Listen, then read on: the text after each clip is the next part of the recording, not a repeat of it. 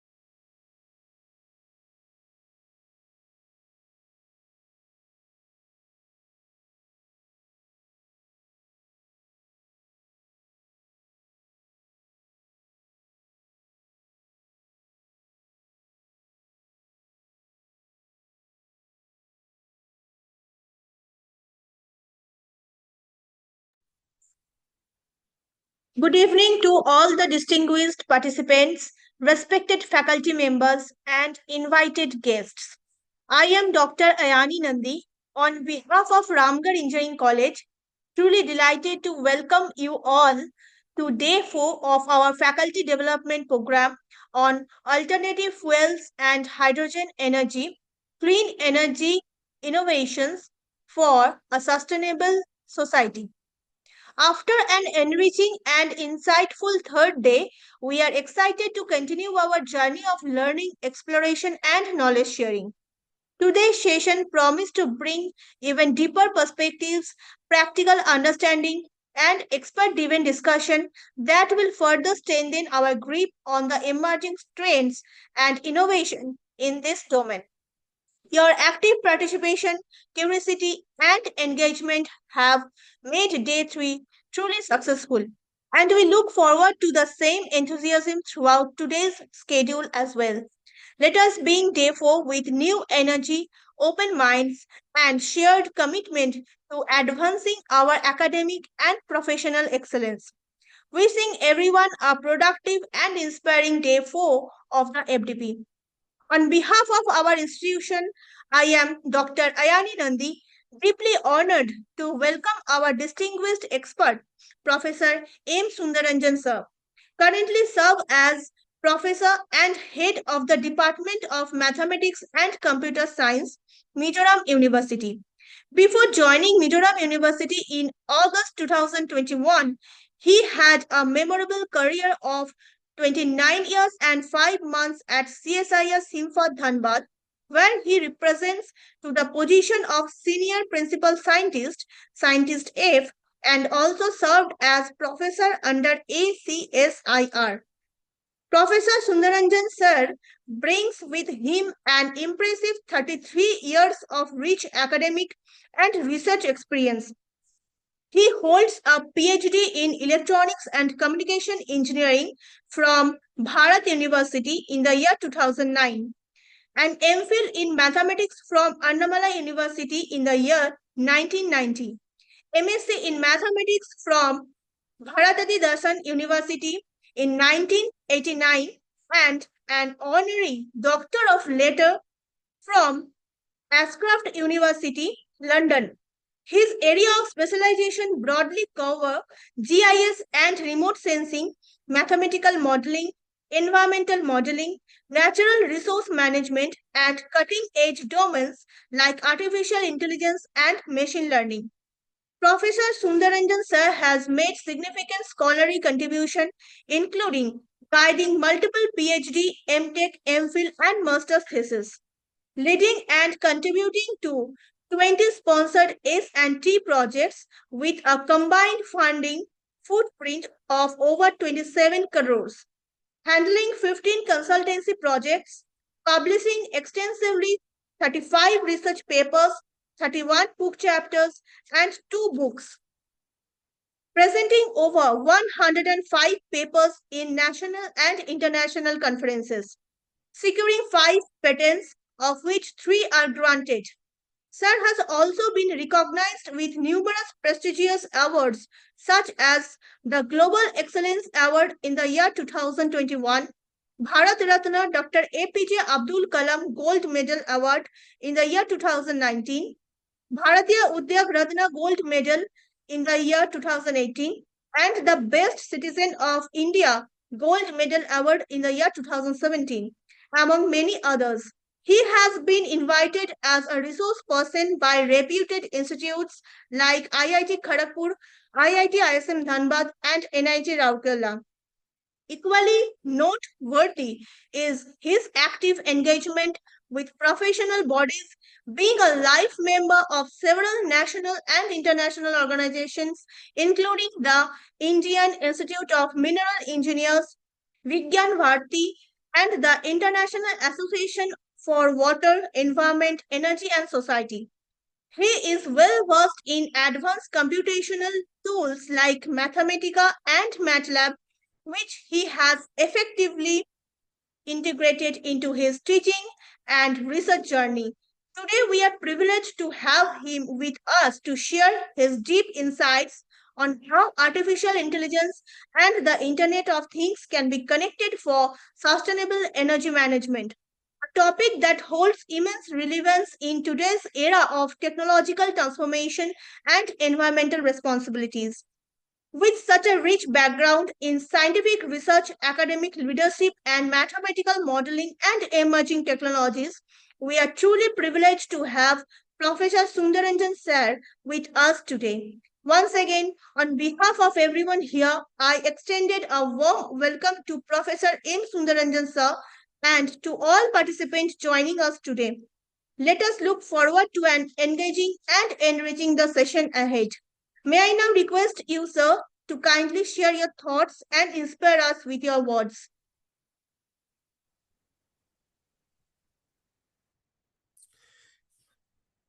Thank you very much, ma'am, for your grand introduction.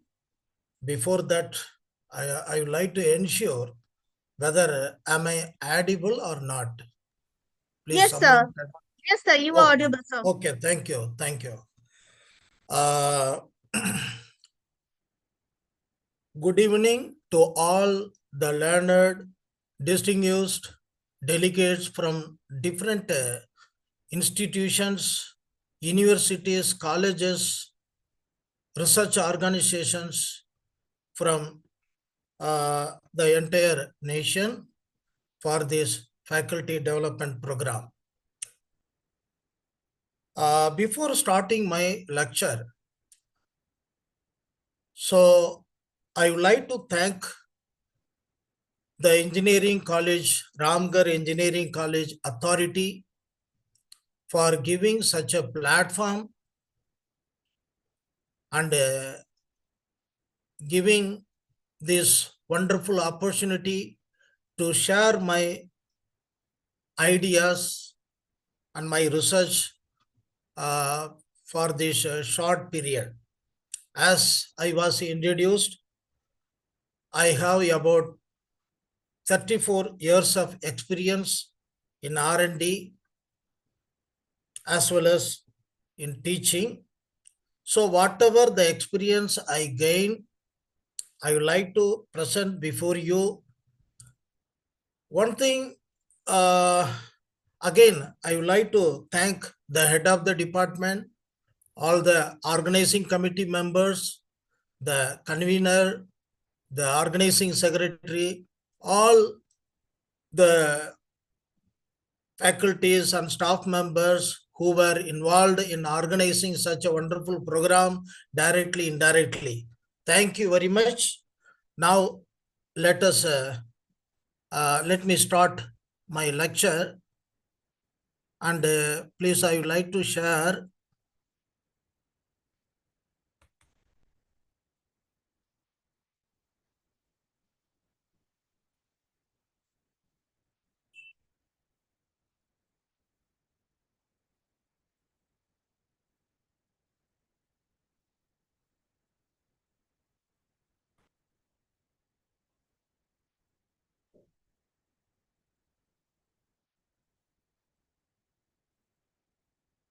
whether my slides are visible. Yes, sir. Your slides are visible. Okay, thank you.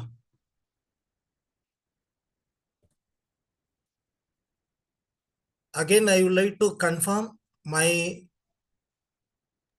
Yes, sir. Your slides are visible. It is in full size? Yes, sir. In full screen mode. Okay.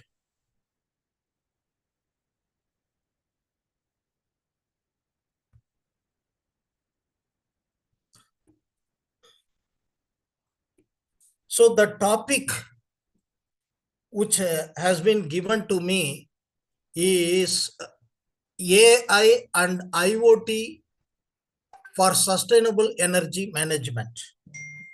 Why I am telling, the topic was not given by me.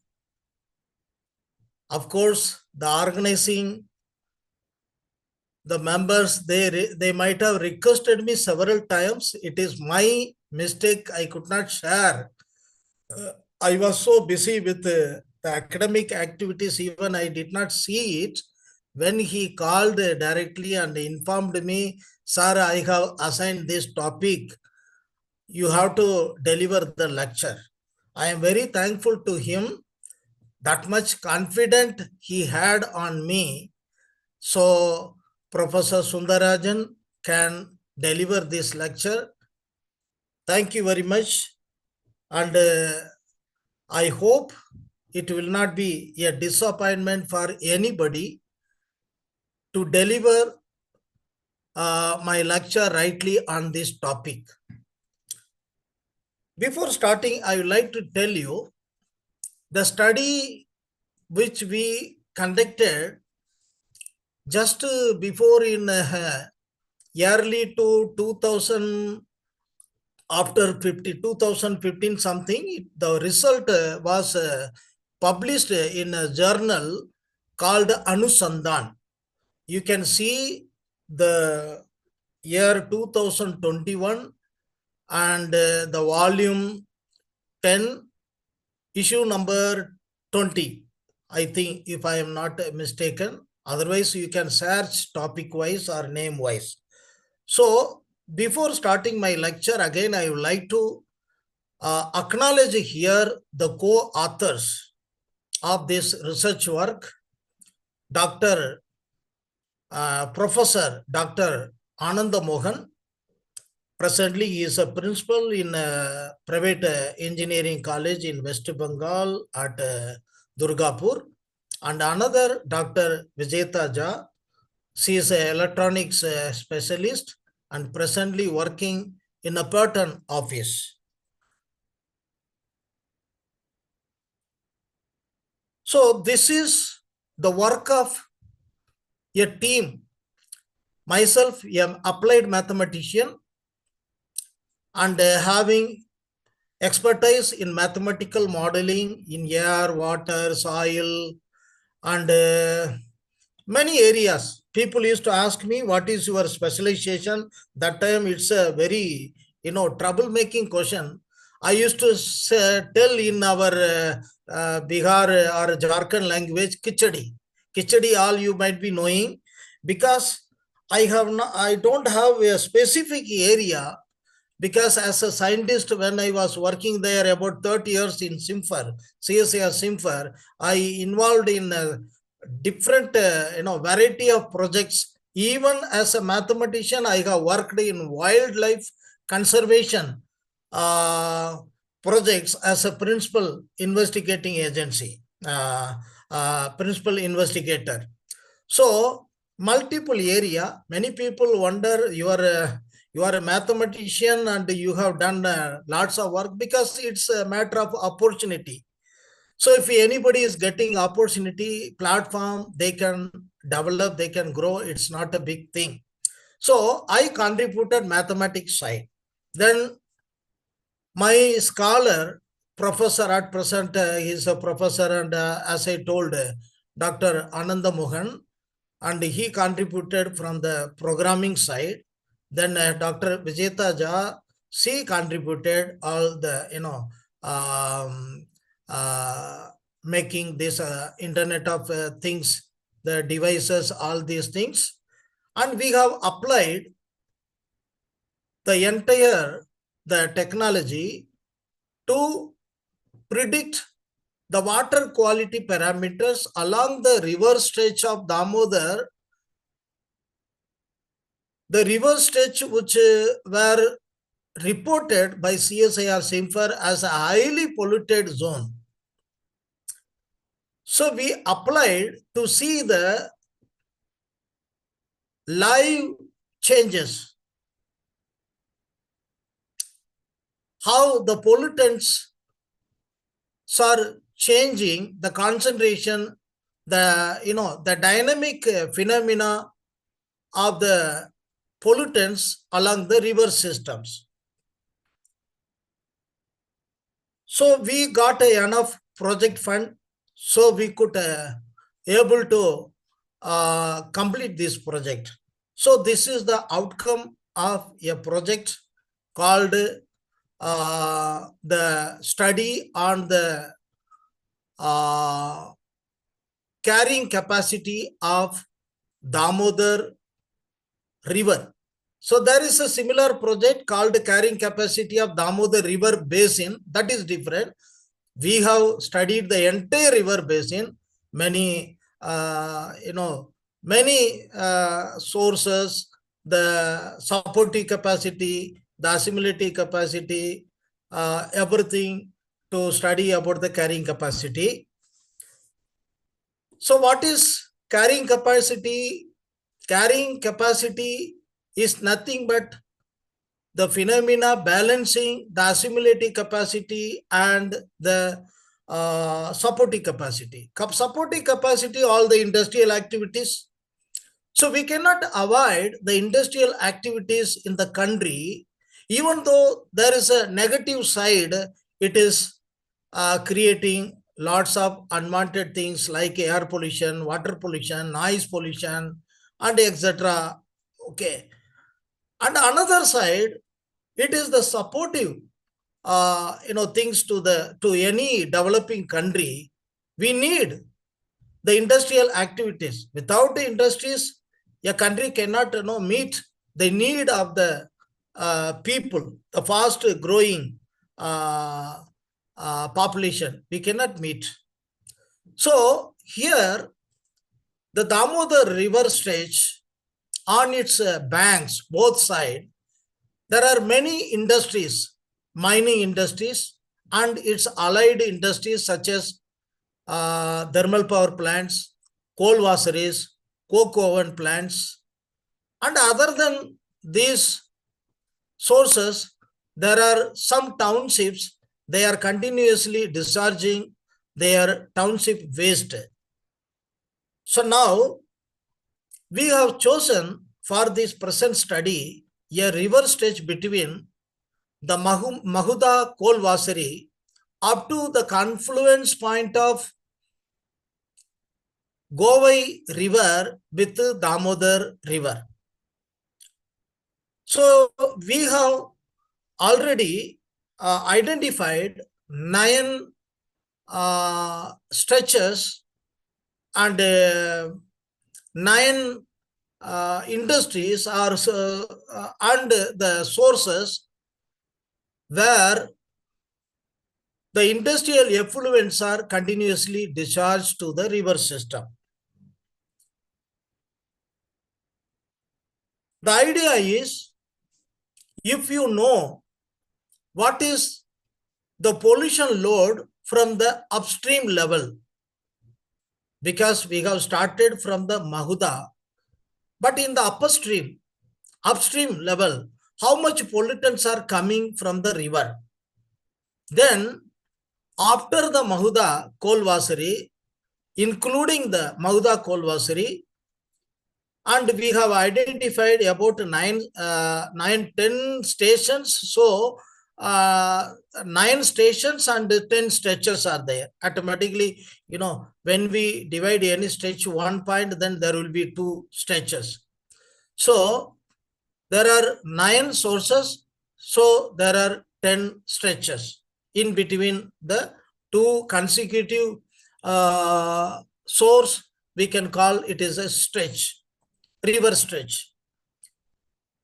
If you know how much pollutants are continuously discharged into the river, if you know at the source level, and if you know at the initial point what is the pollution load at your reference point, or at the just before the beginning of the Mahuda Kolvasari, then you will be able to predict the non-conservative parameters as well as the conservative parameters. I think, you see, this subject may be, for some people, may be different because all are from different disciplines. I feel it is better to give what is conservative and non-conservative. You know that conservative means unchanging with the time. There are some parameters, water quality parameters, it will not change with respect to time unless and until some dilution takes place or some other sources are coming and mixing with the river. Otherwise, in between that stretch, the pollutants will remain constant. What is non-conservative? So it is variable in nature, changing with respect to the time. For example, this BOD, biological oxygen demand, COD, chemical oxygen demand, DO, dissolved oxygen. Many people know abbreviation if I tell, but other people for helping, to give something, some ideas, I am telling the full form. DO means dissolved oxygen. Then TSS, total suspended solids. TDS, total dissolved solids. All are, non-conservative. It changes with respect to time. But the metallic pollution, like, some the other ferrous and lead and some other concentrations, doesn't change. The main principle is mass balance only. It is very simple. Again, the model, you say, I am in the first, slide. I am not moving. Please keep patience with me. 1.5 hours has been given to me. I will take you further. These all are, introduction. It is better to have in the initial stage itself. That's why. So then the BOD, the concentrations. So, biological oxygen demand, the demand caused by the living organism in the water, as well as also some bioflocculated particulate matters present in the water to break, because the bioflocculated particulate matters starts decaying with respect to time. Decay is nothing but some kind of reactions. They consume oxygen to break the particulate matters, bioflocculated particulate matters, to decay itself. It may be any food particle, because many townships, they are discharging their sewages, even all are untreated, because we call in our country the rivers are okay. All the you see, most of the rivers are called in the name of a woman only: Narmada, Kaveri, then many rivers, Yamuna, Ganga, like that. So I don't know. There is only one river in Assam, Brahmaputra. Then another one river, Krishna, you might have heard. This Krishna name, women are also keeping, men are also keeping. So both roles are there. So I think these rivers are receiving all our nuisance. Every river has the capacity or the power, I can say, to assimilate the things, receive all the waste things. And in time course, in the downstream, when we move, slowly, the things are improving. The quality of the river is improving.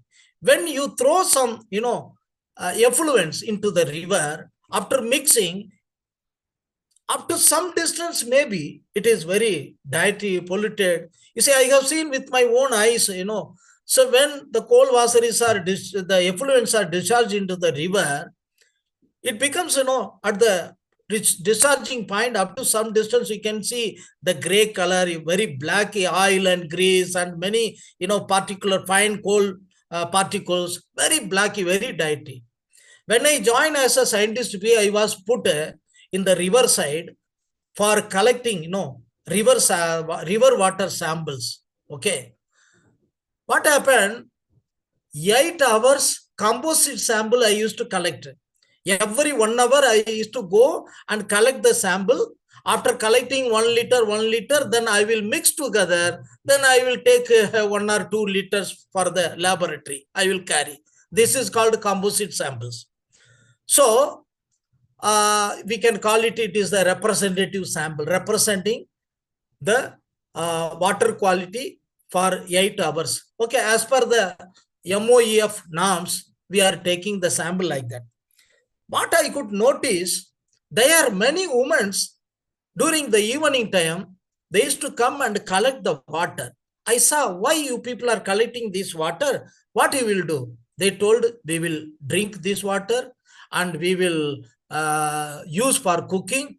Then really, I wondered, even I had a pity for those people in the downstream Disargar area. I saw this. So in the upstream, there are many coal washeries, they are discharging their, this dirty effluents, very blacky in nature, with lots of fine fine coals. And here the people are drinking. Then I asked my senior, and they told, you see, Dr. Sundararajan, the river has the power, the capacity to purify itself, self-purification. And the dissolved oxygen will go down at the mixing point. Then on the course, okay, so after some distance, if you can see, the dissolved oxygen will improve. Then the BOD, the biological oxygen demand, in the beginning, it may be very high level, but the, BOD, the, value will decrease when you go move along the downstream up to some distance. So you need not worry. Only we have to study whether after mixing or during its dispersion, overall the things are within the permissible limit or not. Because the river assessment, it should ensure the point-to-point quality assurance. We have to assure, because it is very dangerous if any toxic elements are entering the human, because people are using simply filtering with the cloth.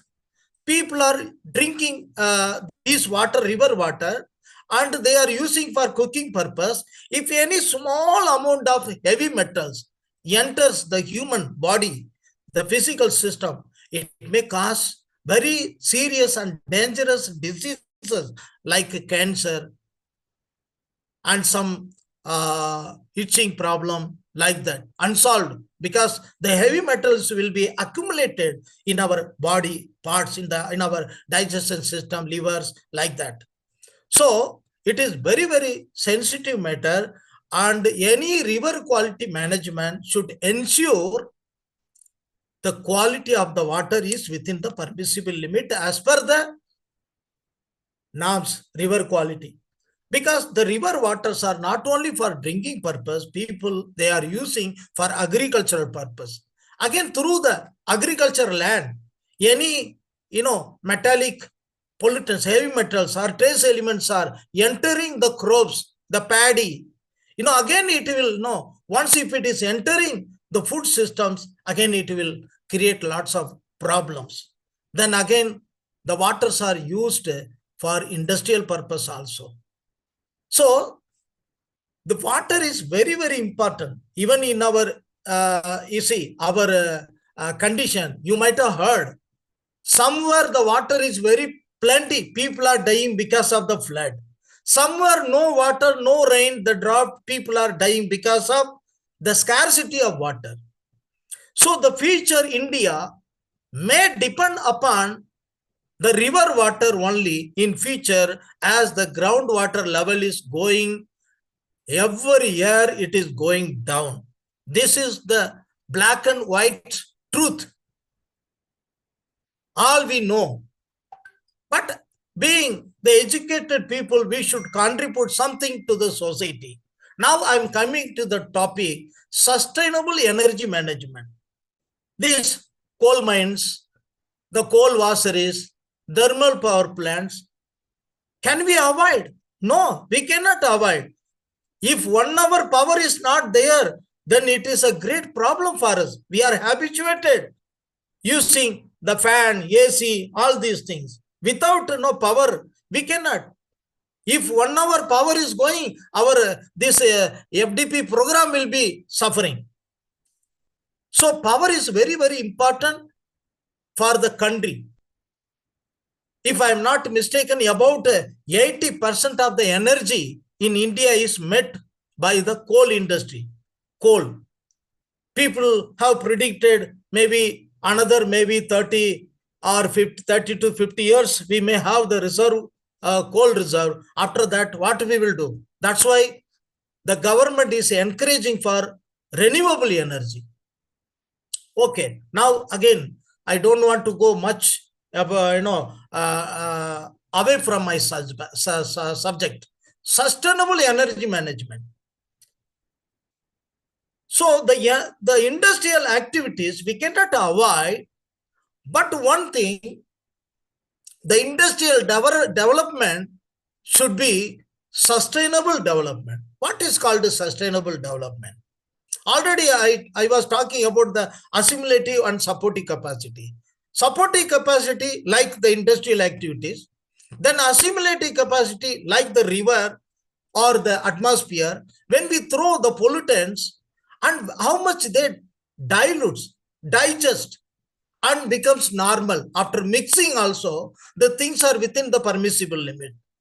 Then it depends upon the assimilative capacity of the water bodies or dynamic water bodies. Because we are using the river, mother.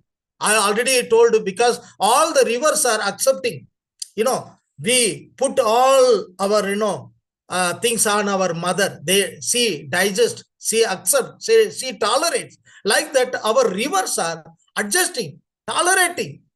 They are receiving all our dietary things.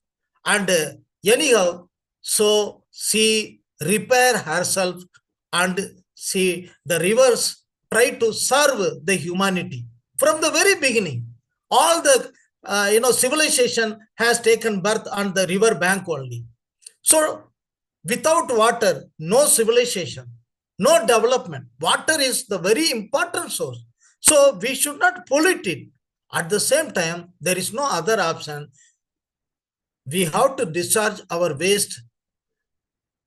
The rivers are serving us as a natural Excuse me, sir. disposal system. Sir, excuse me, sir. Sorry for interrupting. Sir, your slides are not moving, sir. Yes, it will move, madam. Keep patience. Okay. I have Okay. used only just half an hour only I have got. Okay, I will okay. complete my lecture. Before the time, we will have the discussion time also. Don't worry. Okay. I know Thank you, sir. that how Thank you. much slides I have, how Okay. fast I have to move. Okay, thank you. Thank you, sir. Thank you, sir. So now, you see, sustainable energy management. We need the coal industries, the coal washeries, coke oven plants, thermal power plants, the all allied industries, coal mines. But it should be function in such a way to without damaging or minimizing the damage to the environment. Minimize the environmental damage, maximize the benefit of the people. So how to minimize? The rivers, the atmospheres, and even planting the, suppose air pollution. You can plant some suitable species, some trees to arrest the dust particles. In this way, you can go for development, sustainable development of the industries. So in this way, the river quality should be properly maintained. The river stretches should be maintained properly. So we use here the AI and Internet of Things for this type of study. Now I am moving. The objectives of the research is to develop an integrated, low-cost, automatic river quality management system. Auto river quality management system. Second, to enable real-time prediction of key water quality parameters. We are, here I have presented only a few water quality parameters. That is non-conservative only, BOD, COD, DO, and other TSS, TDS like that. It is possible to predict the conservative parameters also, because when some industrial effluents are coming and meeting the river, that time it will change. Otherwise, it will not change. That's why we call it conservative parameter. Then the third, to provide early warning alerts via SMS IoT. Number 4, to demonstrate applicability on a polluted river stretch, Damodar, which is located in Dhanbad district, Jharkhand. The motivation behind this study is conventional monitoring is sporadic and expensive. See, conventionally, if you want to study, lots of fund is involved and time is involved. Then the manpower is involved. And moreover, it cannot give the real-time picture. You will be collecting the data here and there in different days. You cannot. But if you want the real-time picture, you have to go for this auto river quality management information system using AI and IoT. Second, industrial effluents degrade river health rapidly. So if you see the studies, Damodar River has produced so many PhDs in environment, even including myself. So all the studies right from the beginning, if you see, gradually the pollutants have increased because according to the need of the people, many industries have come up and more effluents are thrown or discharged into the river. Gradually, it is polluting. The pollution, the concentration level has increased. There are many studies you can see. Need for data-driven decision support. Data-driven decision support. When you go for river quality management, you should know the actual condition, the reality. What is the reality at present? So your decisions based on the data, the present condition.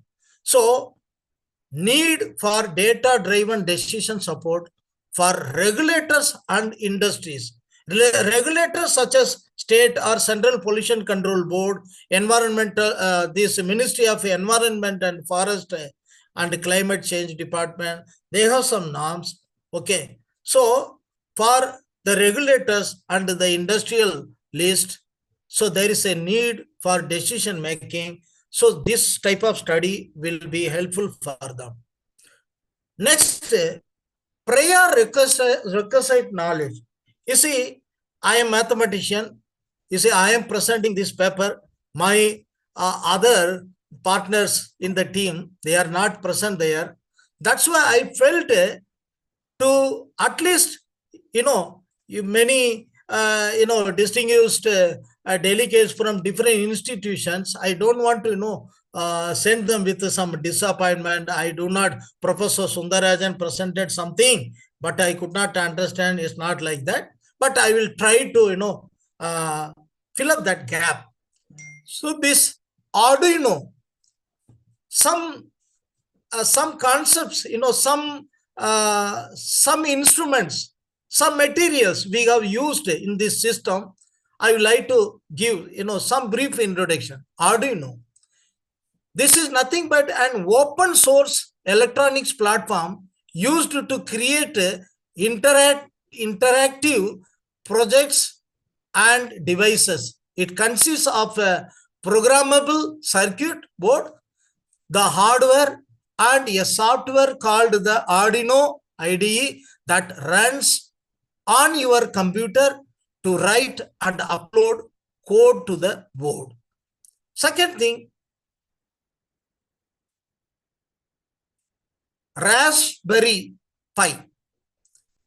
This is a series of low-cost credit card-sized single board computers developed in UK by the Raspberry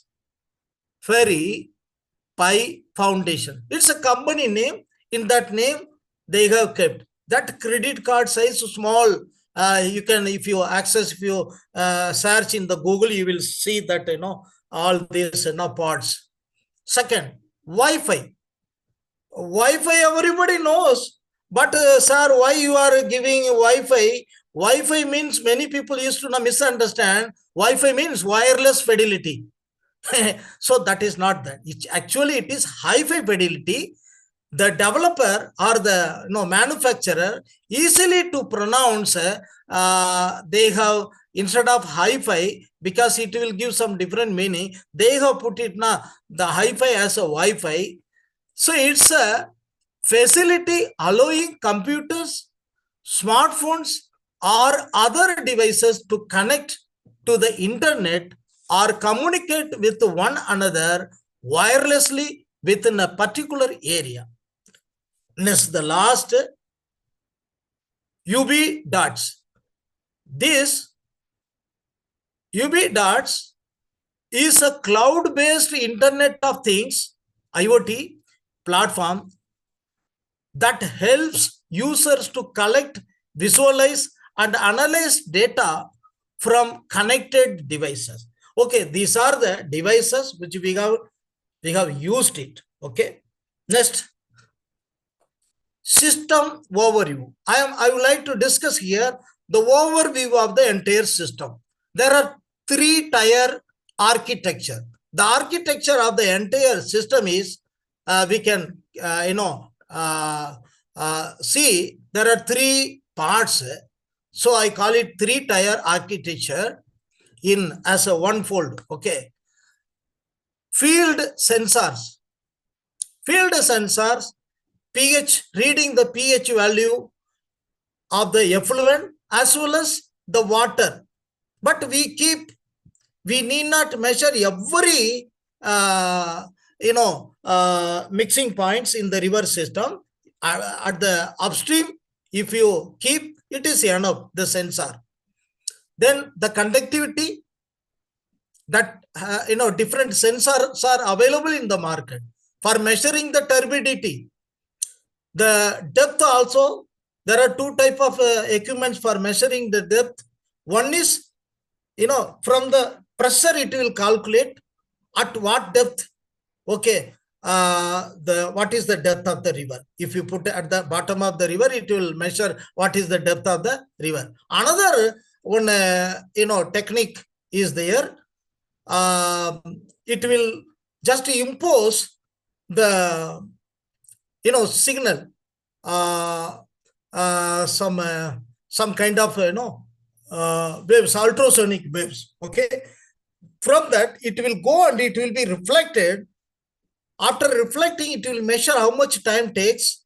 Then we know the speed of that. From that it will be calculated. The river depth can be calculated.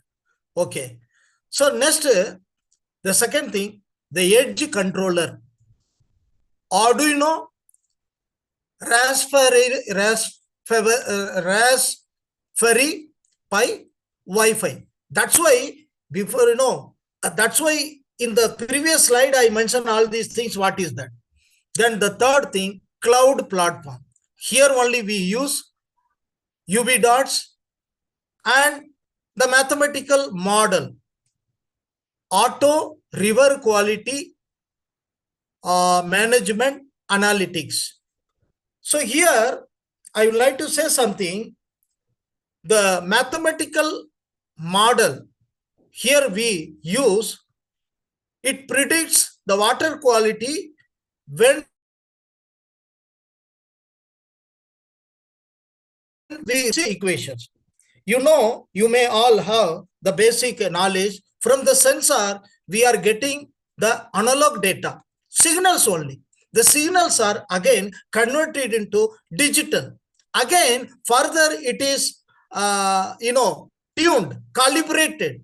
If it is temperature with the real-time data, once if you are calibrating your sensor, it is going to give when the signals are, more or less. Based on that, the temperature will be measured. Like this, the particulate matter, the sensor. What is sensor? Sensor sense.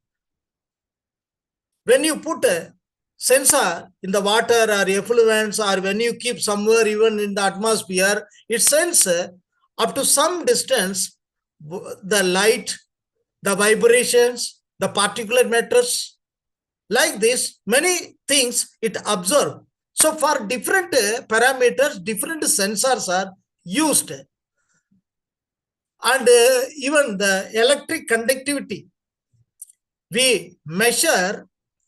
Then the electric conductivity, this parameter has a very good correlations with some pollutants, not all pollutants, some pollutants. So from this certain equation, the statistical equation is already developed based on the already available data, different cold washeries or river water, like that. There is a relation between EC, electric conductivity, and other. For example, total dissolved solids. The presence of total dissolved solids, okay, can be sensed by the sensor, and the analog data is converted into digital data, and duly calibrating, we can get the data approximately all these things. Because for river quality management, the approximate thing is more enough, because when it exceeds the more than the permissible limit, the program, send the message alarm to the industrialist, those who are operating. It may go to the chief general manager. Okay, you are throwing more pollutants to the river. Take necessary some measurements to reduce. Either you slow it, the flow rate, otherwise you fasten it. Like that, the information will be given through SMS. So this is the advantage of using IoTs, and this is totally AI based. You know that AI, it can be artificial neural network. We are trying to maintain or operate any devices like a human being through some source code, and even if you want to use some sensors also. So here we have used the AI and the internet techniques, all these things. All these equipments have been used here. So you see, I'm an applied mathematician, and the electronics expert can explain better than me. Okay, so anyhow, so you can go through the papers. You can contact the author also if you are more interested in this work in future. Next, so this is the hardware design. The entire, okay, you can see at the bottom the rivers are there. The river, sorry. Here, multiple industries.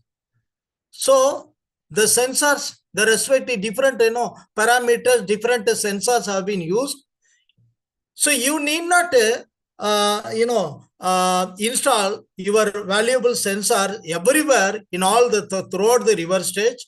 Only the industrialist, just before the discharging point, they have to maintain these sensors, and the data should be transmitted in the cloud, so that we can from the control room we can receive the data, and model automatically the analog data will be converted into the digital data, and the model will take the input data accordingly. It will calculate, it will be predicting, and because since we have the faster computers, so this may not be possible before the invention of the super computers. Now we cannot imagine. It is wonderful, the speed, all these things. That's why we can see the gap will be filled up, even though it is not discrete. It will time to time, it will take the receive the data with the given time interval. Okay, everything we have to give. First, we have to go for the setting the instruments only. Okay, just you go through this in detail. If you have any doubts, you can contact any one of our authors. You can discuss. No problem. Always you are welcome. Okay, so here you can see just in the side sensors, controller, then power, all these things. Now how much the requirement, everything is mentioned here. Next slide. Okay, here the sensor sheet and measured parameters have been mentioned here. Okay, and already I have discussed in the below the slides.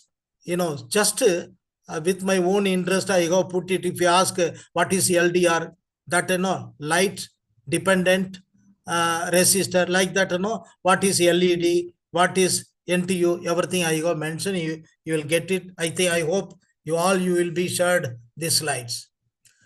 Next, this is the way the program works. I have given you only the flow chart, how the program runs. Here, the first step, switch on. Second step, if I is equal to integer, we are first fixing the value initial, the time, all other things, then connect to the controller, then sensor, network, everything. Then read display data on LCD. then if value is greater than threshold limit. Threshold limit is nothing but the permissible limit. When it exceeds, then SMS alert, else transmit to cloud. Okay. Cloud and IoT integration. The platform, so UB dots, okay, the REST API, that what is REST API I have given. So representational state transfer application programming interface. Okay. So then the steps we have given: connect Wi-Fi first. Then other things also, what is that Wi-Fi, this PW, that is the password. Okay. Because all cannot use it. You should know the password. You put all these things, initiate the, your Internet of Things. Then upload ISON payload, sensor readings. Then visualize via dashboards, share public link. Okay. Next, the software architecture, 3 layers: presentation layer, web dashboard, mobile alerts, all these things. Business login layer, regression models, this genetic algorithm, BPNN. What is BPNN? I have put it in the back propagation neural network. This algorithm we have used for functioning, these things and using the model. And prediction engine. Then the third one is data access layer. We have used the SQL database, MS SQL server, so that all your data will be available, accessible for the people interested when we permit. Storing. The concerned industries once predicted the data time to time in the time interval, it will be stored. And the concerned industries, if they want, they can visualize the data from the server. And the software, the systems which we have developed, it will lead them to visualize the data, all these things, to take the necessary, measures to control the pollutant in the river.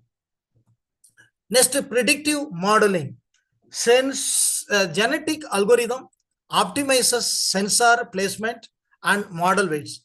Then back propagation neural network, BPNN, predicts BOD, COD, DO, TSS, and TDS.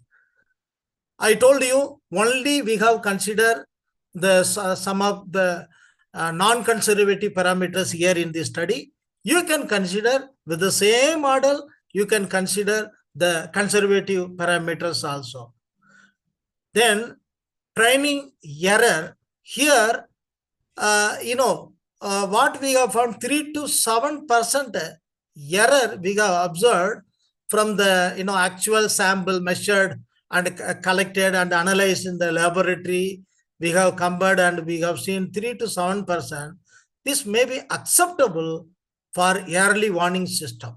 Okay, something is better than nothing. Even 3 to 7%, even the mathematical modeling, so we advise it is acceptable. Here in the real, live, prediction, it is very much acceptable. Next, case study, Damodar River.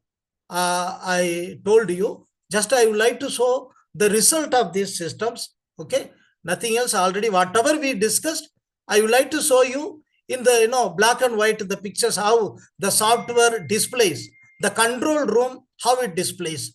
This created, these maps, we can visualize in the control room, and that's snap we can take, we can communicate to the concerned industries to visualize, to take necessary action. Okay, and the major tributaries, Khatri, Jitpur river, and Pathadi, Joria. Joria, you know that it is local language, small stream, go by river. Then monitoring points, 9 industrial outfalls, as I told. S0 is the reference point. Then from S1 to S9, there are 9 industries, including washery, coke oven plants, and the thermal power plants, and the mining effluents discharged from the mines, and some Sindri and Pathadi, some township pollutants are also there. I will show you here the data. Here all the sources are, you can see, from S0 to S8, S9 also is there in the slide. Okay, here I don't know why it is not visible, the last point. Okay, so you can get it. It will be there. If you are getting the slide, just if you move the table upward, you will get to the S9 also, no problem. Next, here you can see, because the font size is small, everything is coming up to S9. Here all the data, some data we have shown for this. When the data we observe, okay, so the model predicted the result you will be seeing now. Okay, so the model, we have used the dispersion coefficient value for BOD prediction this much, DO prediction this much, TSS this much, TDS this much. How we got this dispersion coefficient? So dispersion coefficient here, we have set in the inbuilt program. This has to be calculated by using the formula by conducting separate study. It is very simple. Okay, so if you know the two known place, two different places, just mark and take the sample and analyze, find the suppose BOD. So at different places BOD, this is the dynamic river system. You know the velocity of the river. Then how the BOD level is gradually decreasing. There is a formula. Then from that we calculate the dispersion coefficient by using the standard formula. It is, you will get to the tutorials. It is not a big thing, very simple thing. And people, they conduct a dye experiment. Okay, so people, we have not used, because the dye itself is very costly. In foreign country, they are applying, the concentrated dye. They will, inject on the river surface, and suddenly it will not, mix in the water. This is the beauty of that dye, costly. Very gradually it will disperse. The dilution will take place after 1 kilometer. Again, you can see by taking, that, particular, colored, suppose dye color is a blue color, after 1 kilometer, just to, again, we have to take the sample, the concentration difference we will see, we will calculate from using the formula. So this is the way we calculate, but we have, used this value practically, generally, many for Indian river, especially Damodar river. So some people, they have used this after conducting some kind of study, some conventional or non-conventional methods, and from the literature we have taken, and we have used this. Genuinely, I am telling, because we have to feed this dispersion coefficient. Okay. Next, water quality dispersion modeling. Just straight away, I'm instead of narrating all these things, I have narrated many things, the system. So I am showing here the equation here. You can see here the equation. This is the velocity distributive function of the cross section of the river. Okay, if it is a regular river, this is the equation, because we have to calculate the flow rate of the river water. Okay, the flow rate is one of the most important factor or parameter to predict in precise, to have the precise prediction. So that's why if it is a non-symmetric river, we use, okay, this velocity distributive function here. Okay, and this is the formula. The concentration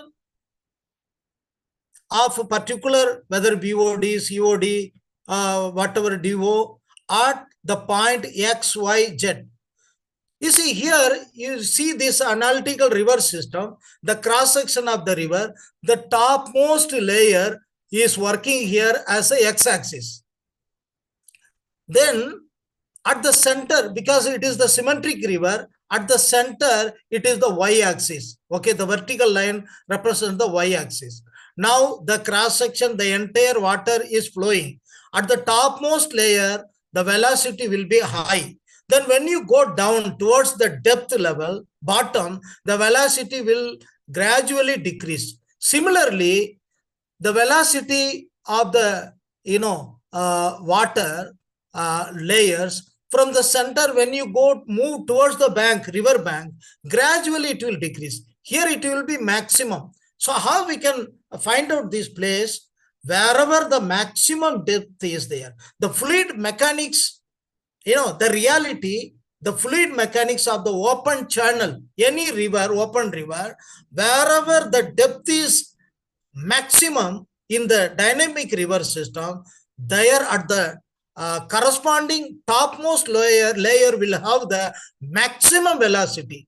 Okay, so in this way, by using this equation, when you fix this, every mixing point, every effluent, every point where the effluents are discharged, if you give the right bank, left bank, the coordinates, the depth of the river, okay, then it will calculate based on the velocity, because it is also monitored continuously. The velocity changes, everything is taken into account. The river here, it is the limitation of this model. It is the limitation of the model is manually we have to set the river. Here we have not used any system to identify the width of the river, the left bank, right bank. We have to set these values in the system itself before operating. Okay, these are the things we have to manually do it. Okay, next, these are the results. Now you can see the most interesting points for which you are waiting. This is the output of the system. You can see this type of predictions live, graphical visualization. Here we will be seeing the COD versus distance. Okay, about 38 kilometer stretch we will be able to predict. Then DO, dissolved oxygen, with respect to distance. You can see here it is improving. The dissolved oxygen more means it is very good. The river is improving. The previous one I am telling, you see, when the you can see somewhere some peak means some effluent, there is some industry, they are discharging their river effluents. That's why the concentration of BOD, biological oxygen demand, is increasing. Then after that it is decreasing. BOD decreases means the quality improves. So with respect to distance in the downstream, gradually the BOD is decreasing, means the quality is improving. The DO is increasing, means the quality is improving. So always this BOD and COD, BOD and DO are the pollution indicators. These two parameters somewhat enough to guess the water quality is good or not. Okay, so at least it can decide, because when BOD is high, the DO will be less. When DO is high, the BOD, biological oxygen demand, will be less. Okay. Next, you can see here DO, dissolved oxygen, it is increasing gradually with respect to distance. Wherever some effluents are mixing, suddenly it is, there is a fall, a slight fall is there. Here you can see the TSS, the total suspended solids. Why the suspended solids are decreasing with respect to time? The suspended solids, it may contain, some solid matter, some salt, some volatile matters, okay, some particulate matters. So in the, downstream, when the water, flows in the downstream, gradually some portions are, automatically dissolves in the water. So that's why from this, some are converted into dissolved solids, total dissolved solids. So the salts dissolves in the water. So the total suspended solid matter decreases. Okay. Here you can see the TDS. the TDS is increasing. At the reference point, the TD, the upstream river, it was having something very small value. But when the washeries and the cocoa plants and the mining effluents, mining effluents, they are pumping continuously from the underground mines, open cut mines. You can imagine in a particular shift, 300 laborers are working, miners are working in the underground. If they feel, usual way for urination and passing their, stool, where they will go? They will not come to the surface. They will do everything there only. So all this will not cause the coliform, the solid matters in the mine water. You see, even though plenty of water, when the mine waters are pumped, you cannot see very crystal clear. I don't know how many of you have seen, in the mining area. If you see, I have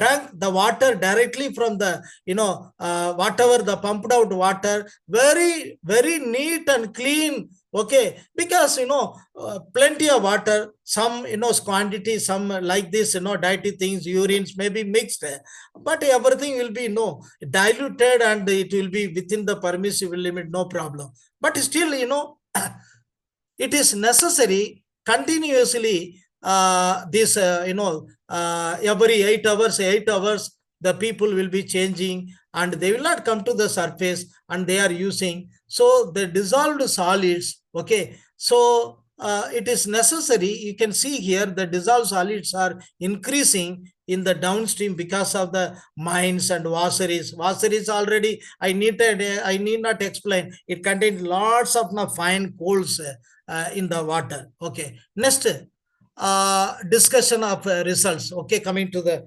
conclusion.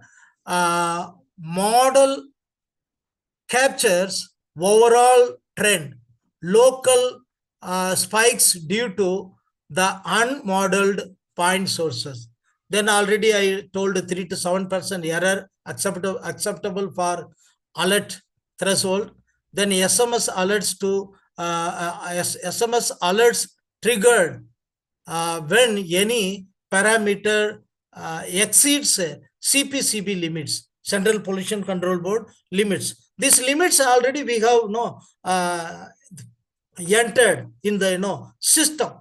So according to when the results are predicted, it compares with the standards. When it exceeds the permissible limit, it gives the SMS message to the concerned respective industries from the control room.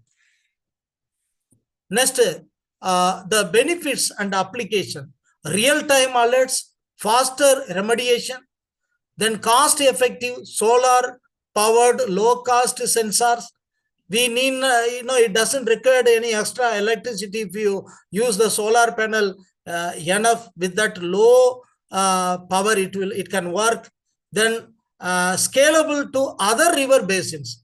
If the same techniques, if anybody wants to scale up in other, any industrial area, they can use it. Even if it is single or two stretches, no matter. Okay, how many sources? Even if it is very plenty, even any unlimited, there is the river stretch unlimited, because we take the data from every point, the river characteristics. Okay, we take, so there is no problem at all. Next, decision support for regulator and industry. Already I told the regulator means here the CPCB, Central Pollution Control Board, State Pollution Control Board, including the Ministry of Environment and Forest, their norms. Okay, if they want to check, they can, they will be benefiting by using these systems.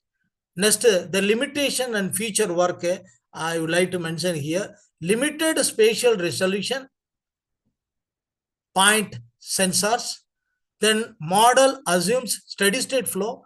Here, if there will be any turbulence and suddenly some flood and rain, when the muddy water goes, that time the model, it will show the error. We cannot, predict it. Okay, only it is steady state condition when the, after rainfall, after the monsoon seasons, it takes, some days to get still water. Then after that, in the usual way, when the industries are functioning, that time we can monitor. Okay, during the rain time itself, the muddy water itself, the water quality will be very worst. That time we cannot apply this. Then future work integrates satellite imagery, expand sensor network. So, if anybody wants to work, carry over this work further for expansion, we can, nowadays the Google Earth, everything is there. We can see with the Google image, because very good resolution and a satellite map, we can, integrate this, all these models, all these system with the, imagery, satellite imagery, in order to have now more clarity, the real, effect we can enjoy. So,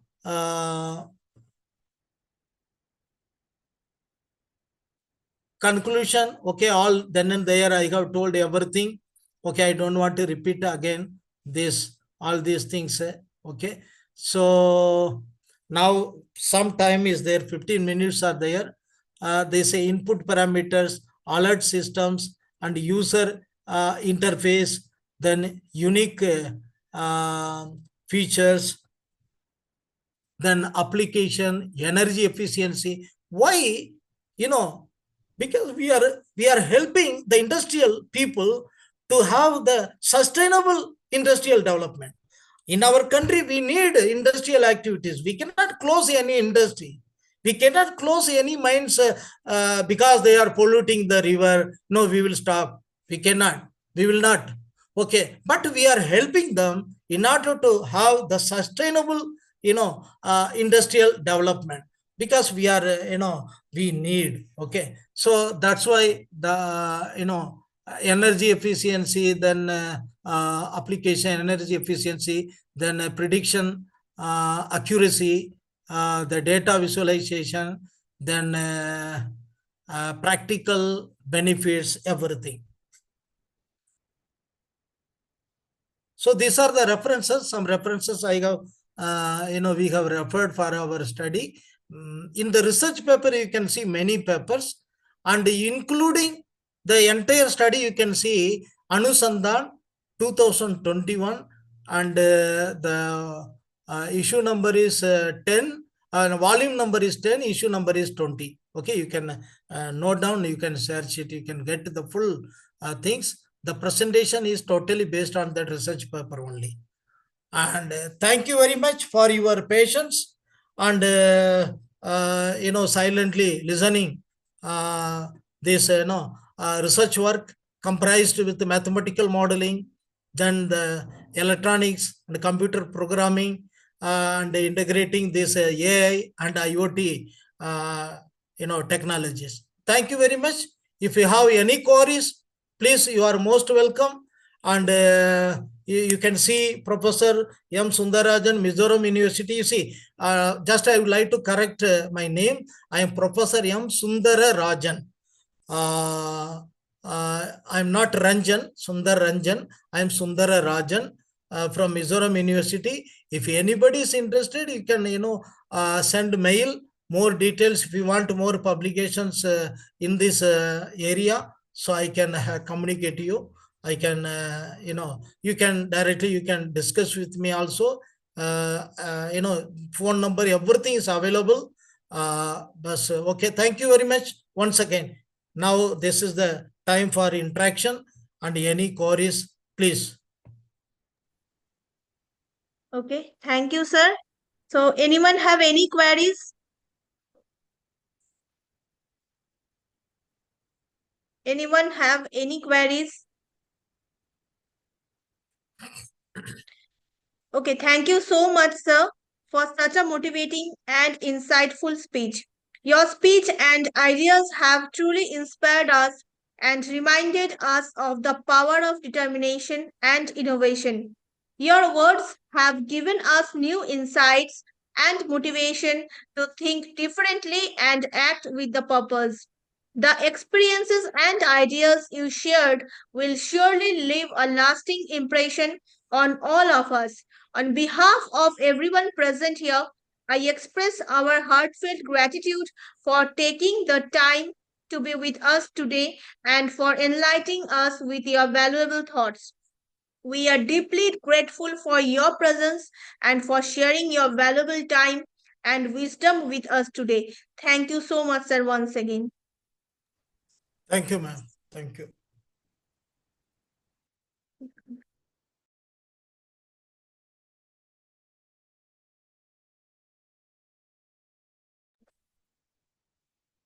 Okay, now I am informing few instructions for Atal AFDB participants. All participants need to follow the guideline to be eligible for the successful completion of the Atal FDP. That is, participants must maintain at least 80% attendance throughout the FDP. Attendance will be recorded for every session. Failure to meet the minimum requirement will result in ineligibility for the certification. And a final assessment test will be conducted on the last day of the FDP. Participants must score a minimum of the 70% marks in this test. The test will evaluate understanding of key topics covered during the session. Certificates will be issued only to the participant who fulfill both criteria. And last but not least, the participant, those who are registered through Atal portal, they will get the certificate after satisfying both criteria, which I already described.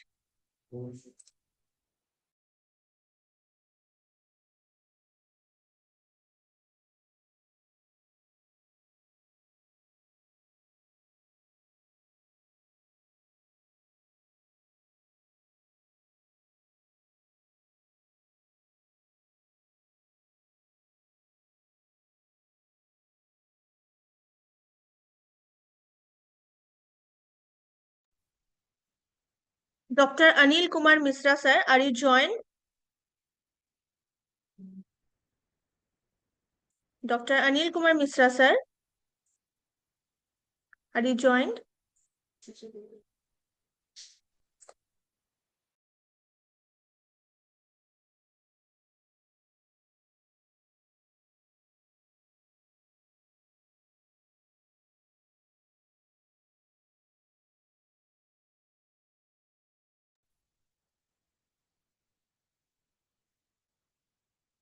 Thank you, everyone. We are now giving you a 5 minutes break.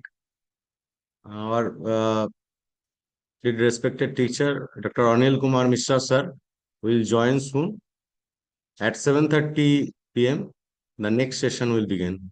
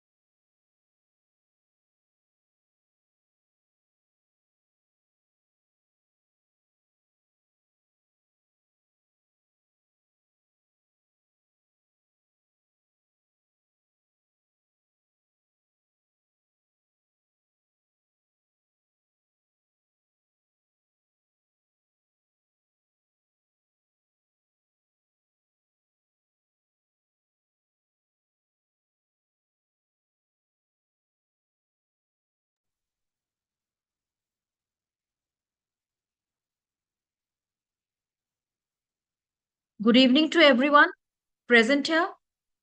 Myself, Komal Kumari, Assistant Professor of Ramgarh Engineering College, welcome you once again in today's session on Carbon Capture and Storage, Advances and Applications by Mr. Anil Kumar Mishra.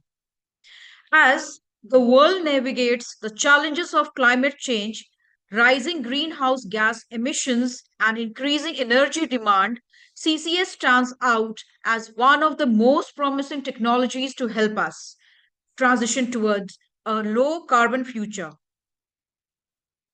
Carbon capture and storage refers to a set of technologies designed to capture carbon dioxide emissions from industrial sources or directly from the atmosphere, transport it and store it safely underground so that it does not enter the atmosphere.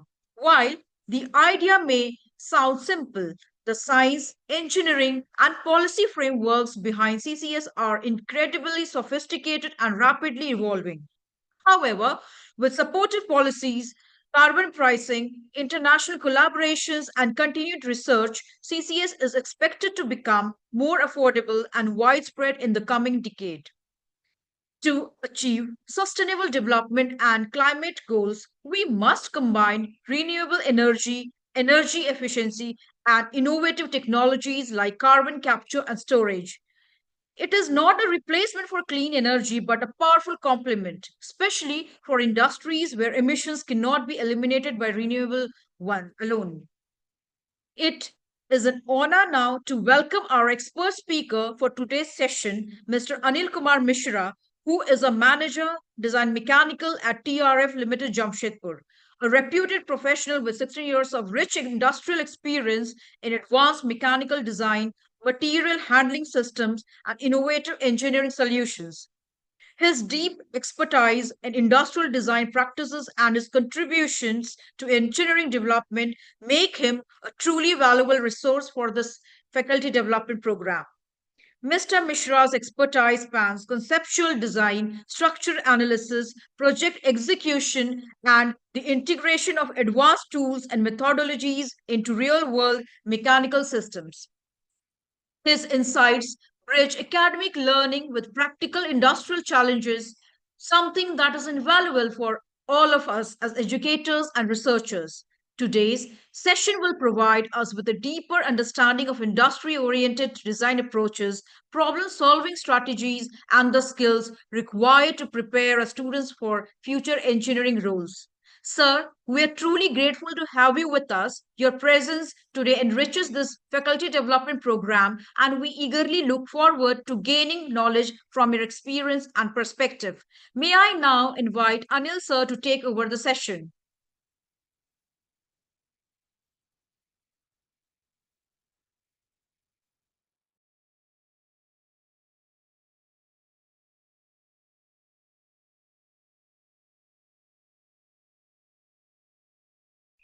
Am I audible?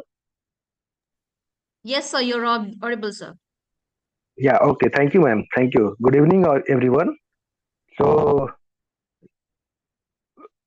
let's start with the presentation. I'm sharing just a minute.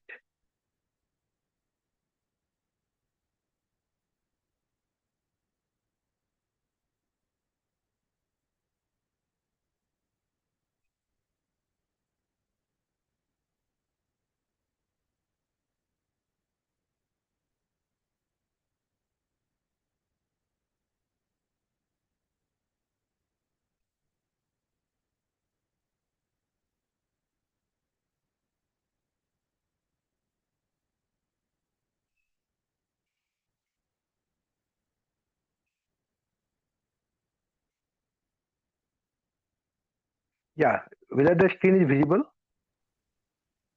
No, sir, not yet. So screen is not visible, sir. Okay.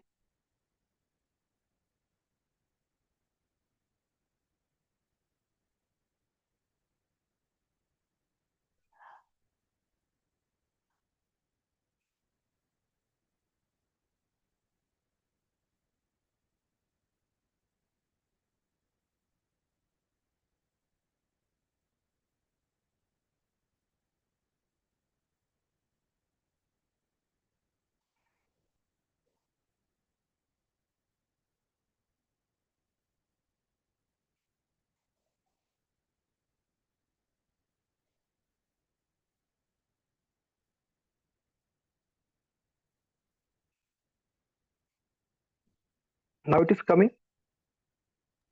No, sir. Uh,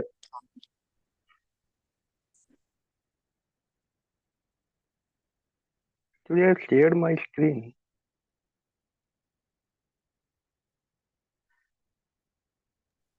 Okay, sir. I am sharing your slide. Okay.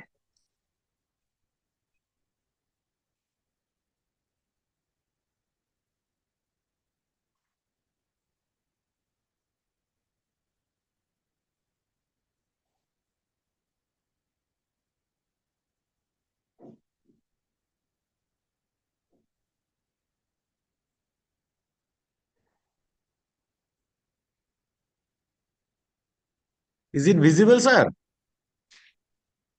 Yeah, now it is coming. Okay, good.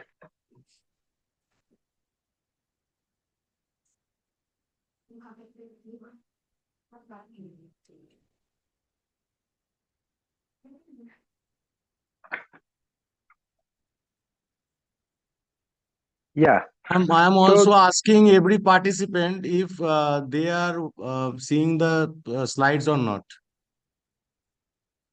Please response if participant can see the slide. Yes, yes, it is visible. Okay. Thank you. Thank you, everyone.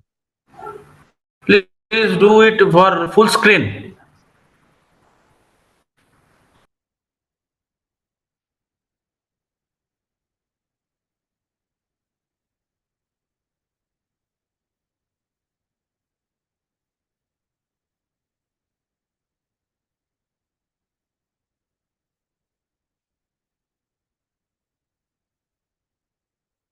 yeah, hello.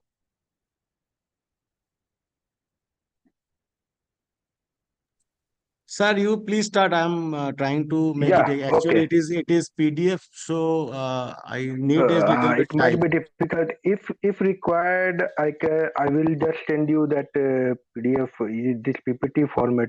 Just a minute. Yes, sir.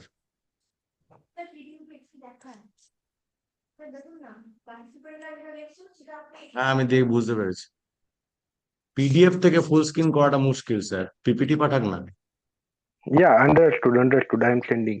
Just a minute.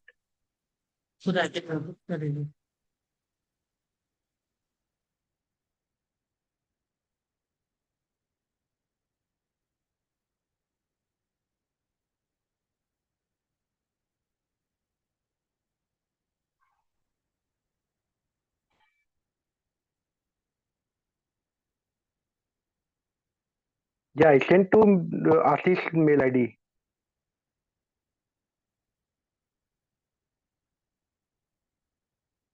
Yeah, hello. Yes, sir. I sent it to Ashish mail ID, Ashish Narayan mail ID. Okay, sir. We are continuing. Okay.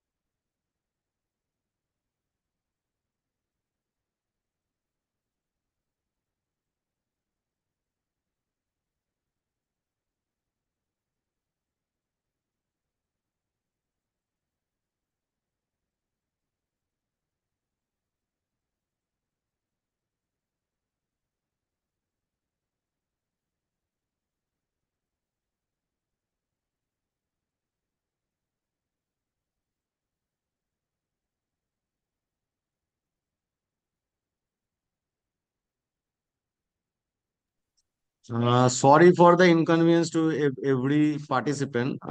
Please wait for a little while.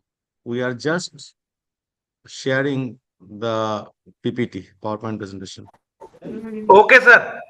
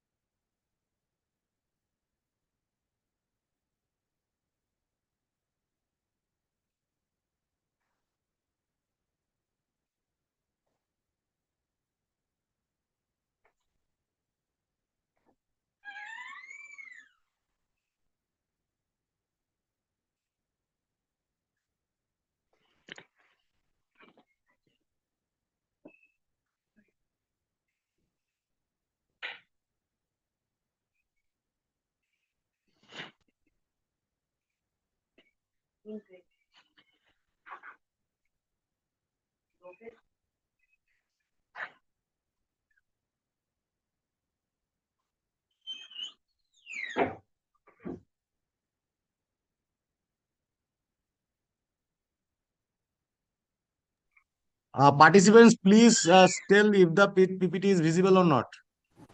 Yes, sir. It is visible. Okay, thank you, sir. Anil sir, please continue, sir. Okay. Okay, so today the topic we will discuss is about carbon capture and storage and how it can be advanced to next level and what are its applications.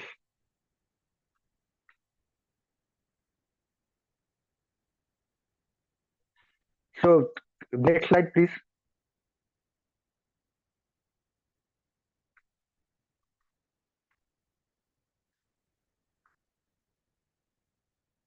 Yeah.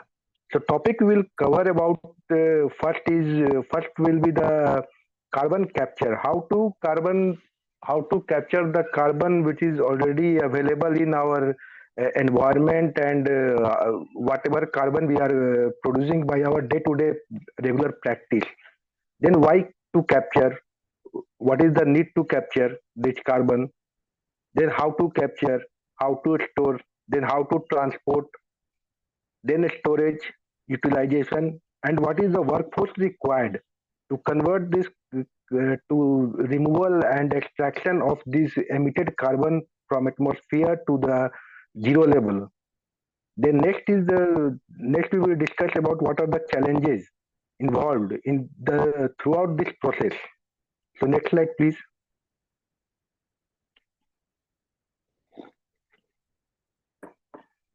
So first we will see about what is carbon capture basically.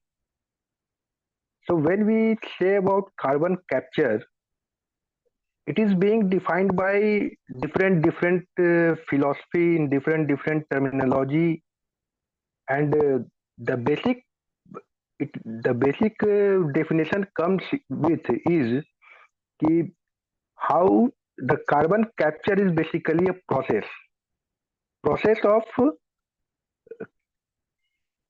of identifying the emissions, source of emissions, and how to store it, and the process how to store it, to underground it and convert it into other product to make our environment safe, so that the environment will be safe and the effect of CO2, that is basically carbon capture, is being measured by means of CO2 only.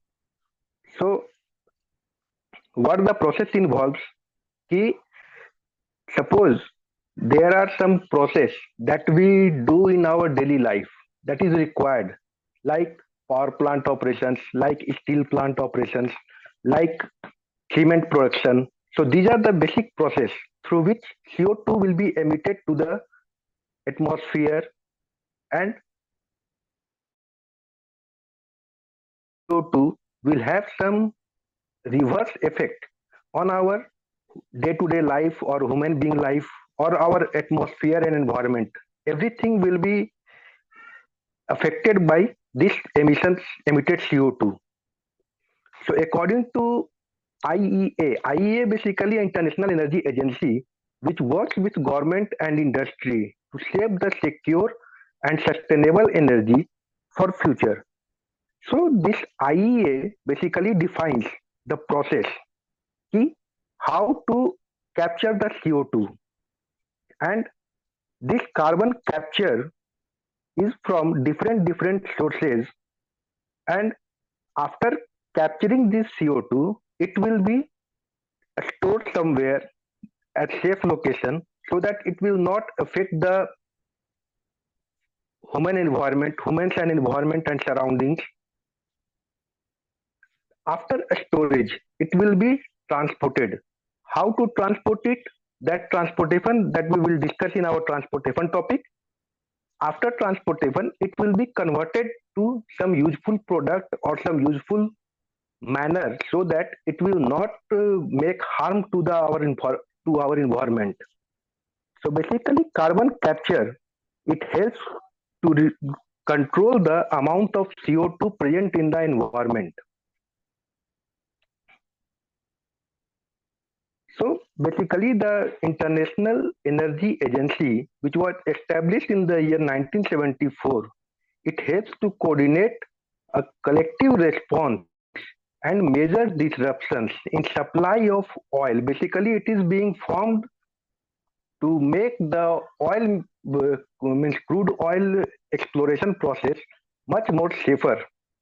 But as the day pass on, it is being transferred, it is being taken to the advanced level, and now it is being governed to all the energy sources like coal base or fossil fuel base or crude oil base. So all these are being governed by this international agency. So taking fuel from all the sources, that may be carbon, that may be fossil fuel, that may be oil, that may be some green energy method also. This will basically, all these areas, IEA recommends some policies to enhance their reliability, affordability, and sustainability. So when we examine this spectrum, when we come to all these renewable sources and clean energy technology and energy efficiency methods, all these will be somewhere governed by International Energy Agency. So according to International Energy Agency, there are some key strategy for combating climate change also. This key strategy is being also somewhere connected with this carbon capture process. As the amount of carbon, or basically we will say about CO2, the amount of CO2 present in the environment, that will be that will be major responsible for this climate change and deforestation and such kind of whatever energy environment related issue we are facing day by day, like the melting of glaciers and that increase in sea level. All these are basically connected with this only. So basically carbon capture, we say it is basically the capture of carbon, process of capturing carbon from that may be from the process of generation of energy or process of generation of some you can say steel or cement or whatever industry we are seeing in our day-to-day life, that it is basically process to capture from industry as well as it is to removal of carbon also. Can we see the next slide? So this is basically a example of carbon capture, like how to capture carbon when CO2 emissions come from factories or automobiles or some other process which we are doing in our day-to-day life, that is being emitted to the atmosphere. From atmosphere, there are certain technologies which is used to capture these CO2 gases and transfer it to underground. Some technology is there that we will discuss later. That technology is there ki how to capture those carbon CO2 and how to transfer it to underground, and again it will be reusable. We make it reusable through some technologies, through some processes, so that it can have less negative impact to human life. Next slide. So when we say about carbon capture, there is a confusion ki carbon capture and carbon removal. These are basically two terms. So the confusion is whether these two terms are same or not. So as per technical recommendation of IEA, these two terms are not the same. If we say about carbon capture, it is a process by which carbon dioxide is collected from industrial emissions. That may be power plant, that may be steel plant, that may be cement plant, or that may be automobile manufacturing, or gas pipeline, or ships.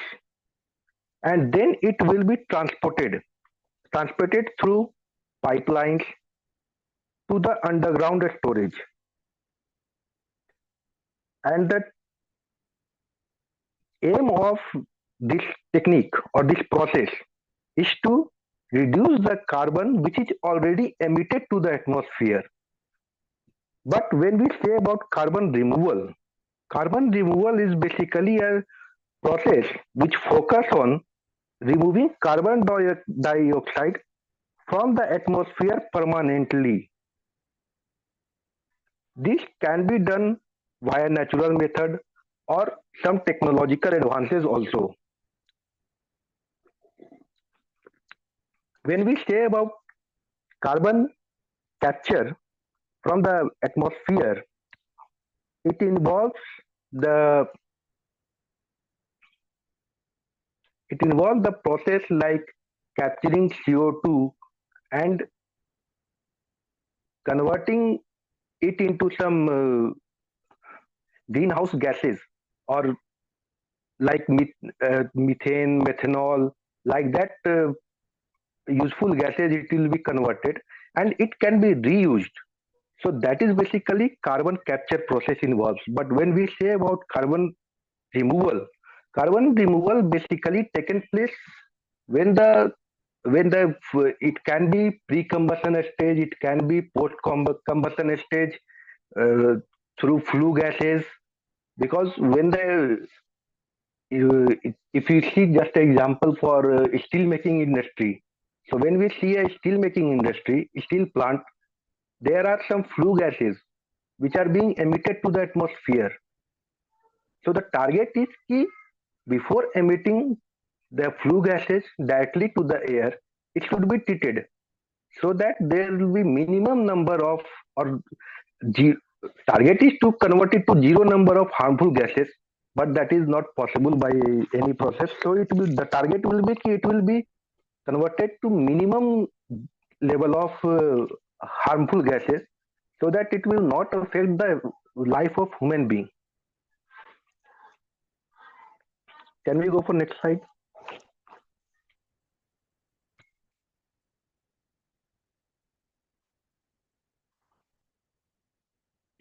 So coming to the carbon emission process, we need to understand what are the sources of carbon emission.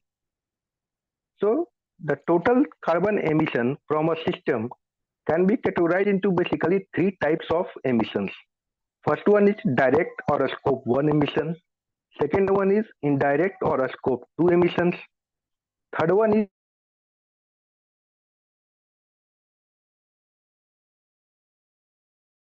scope 2 and scope 3. They are almost same but having some difference. So when we say about scope 1 emission, this emission is basically comes from the production process from the combustion of fuel. Like just an example for you can say power plant. In power plant, what exactly happens? That coal from mines, run of mines, that mines coal is coming through wagons to the power plant. After it is being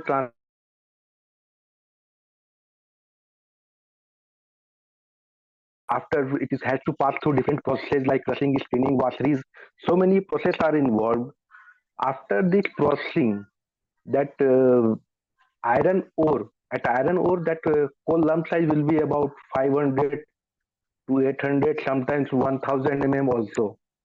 But when we are using it to our power plant at a fuel, it will be 1 mm or less than 1 mm size. So converting this 1000 mm lump size to minus 1 mm lump size, that will be a way that involves so many process, so many equipments that will having some carbon footprint. So all these carbon footprints will comes into scope 1 emissions. Second one is scope 2 emission. That is basically that emission is associated with purchase of utilities, means outside the plant boundary. As I said, ki whatever process we are doing inside the power plant, whatever the processing we are doing with the coal that is coming from mines, all those are comes under category 1 or scope 1 emissions. But to convert that scope means runoff mine coal to a useful product, say minus 1 mm lump size, this requires so many different process or products or services which is not being done inside power plant, that is being taken care somewhere else, and their final product is being used in power plant. So they also have some carbon footprint. They are also using some steel or other raw materials to convert into useful product. So these also having some carbon 2 emission in their process.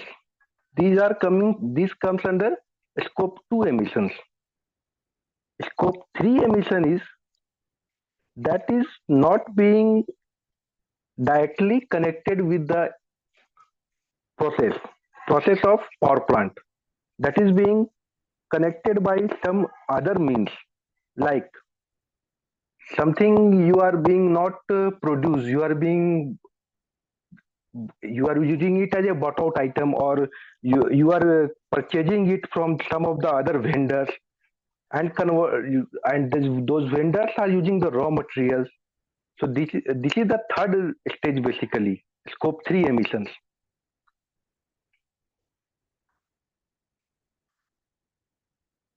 So all these scope 1, scope 2, scope 3 emissions, these are basically the source of carbon emission, which is we are emitting CO2 to our environment on our day-to-day life or day-to-day requirement. Next slide, please. So this is just an example of how scope 1, scope 2 and scope 3 will be segregated. Like suppose there is a power plant or a steel plant or cement plant or whatever industry it is, where it is carbon is directly being produced, CO2 is directly being produced This will comes under scope 1, that it contributes almost 60% of carbon emission from scope 1 source only. Balance 40% is being contributed by scope 2 and scope 3 emissions, because they are not the direct, we can say ki it is not the direct way method of producing the CO2. They are getting their raw material somewhere else and utilizing these raw materials to a finished product. So their carbon, I mean CO2 emission is very less as compared to scope 1. Next slide, please.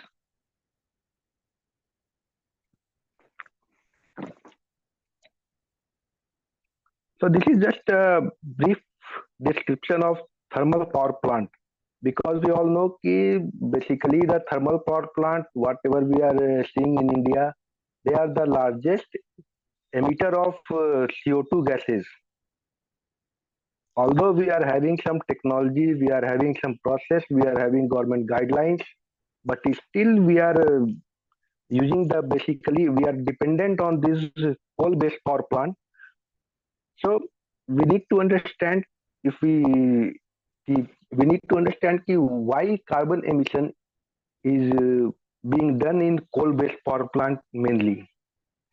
So the coal we are getting from the mines, that is being converted into from 1000 mm or 800 mm to -1 mm lump size.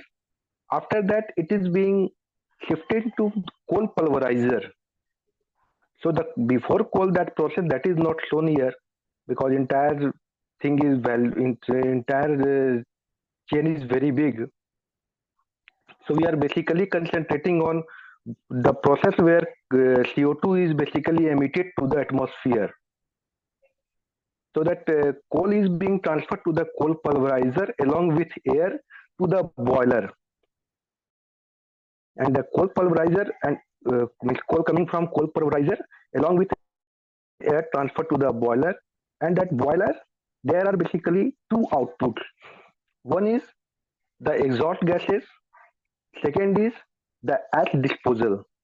So from boiler, some ash particles are being also disposed. This ash is being collected into bags or some slurry form and being transported to the slurry disposition, means ash handling systems are there. So through ash handling system, it is being transferred to the safe location in a safe manner and in a safe, you can say, form, like slurry form or some concrete form like that, so that it will not spread to the atmosphere.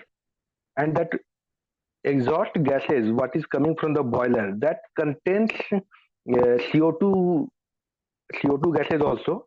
So it is being transferred to the means catalytic reaction reactors, where it is getting mixed with some other organic chemical based compounds, and it is being treated so that the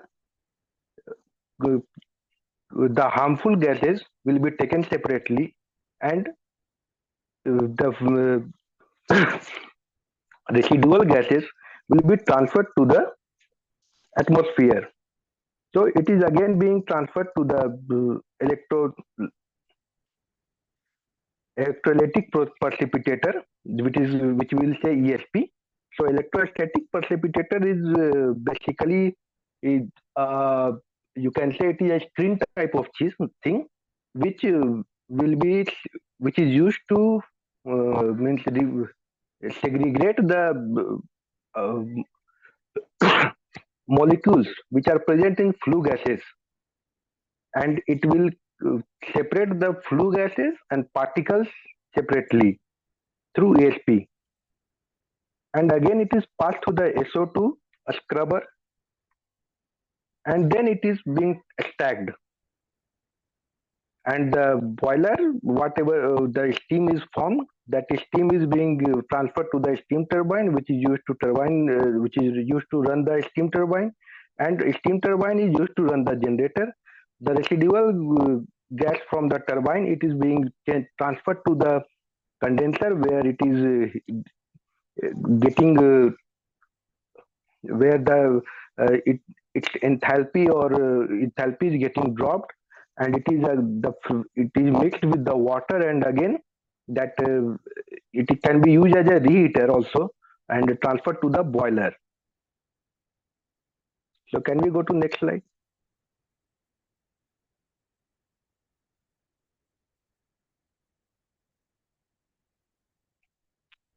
So this is basically a example of what are the sources of carbon emission that we already, most of the things we have already discussed, like coal base or steel plant base or electric route also. So here we can see that in steel making process, the coal and iron ore are the basic two things, which is coal is converted into coke and it is sent to the, it is used in a blast furnace to melt the iron ore. So these all process we are having this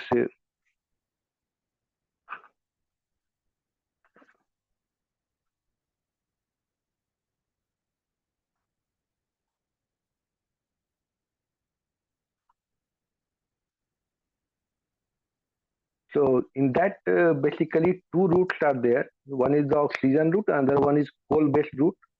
So coal based route, the coal is converted into coke and transferred to the blast furnace. In oxygen route, it is again being oxygen with mixed with other gases to form a fuel which is being used to ignite the this blast furnace, and this whatever that iron being coming in from blast furnace into a molten stage, it is being transferred to pellets, sinters, and DRI different forms to convert it into useful iron product.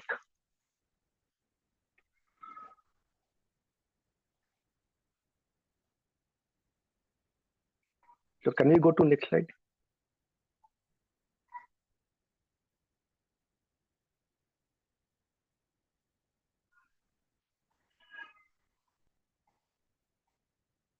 Okay. So this is basically a data that being one of the government agencies shared. Ki CO2 emissions for converting iron ore to useful steel from blast furnace, how much is the process, how much of CO2 emission for per ton of finished steel. Say for sinter plant, for 1 ton of sinter product, approximately 0.43 tons of CO2 emission is required. Whereas in coke oven, it is again 0.27, which contributes 23% of the process. Again, we come to blast furnace.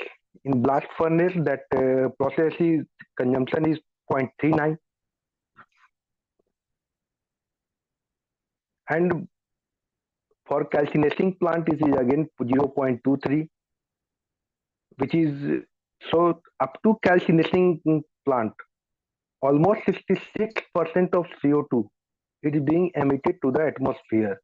The balance is being transferred to the captive power plant or roll mills. These are the another sources which are which contribute balance of the CO2 emissions. Say 25% and 18% of a steel plant total CO2 balance. So next slide. So till now we have seen that iron ore, iron steel plant and power plant emission, that CO2 emissions, how affects and how it is being taken place. Now the another important source which we see in our day-to-day life, which we used in our day-to-day life, is Indian cement industry. In cement production, India is the second largest cement producer in the world after China, and about 12% of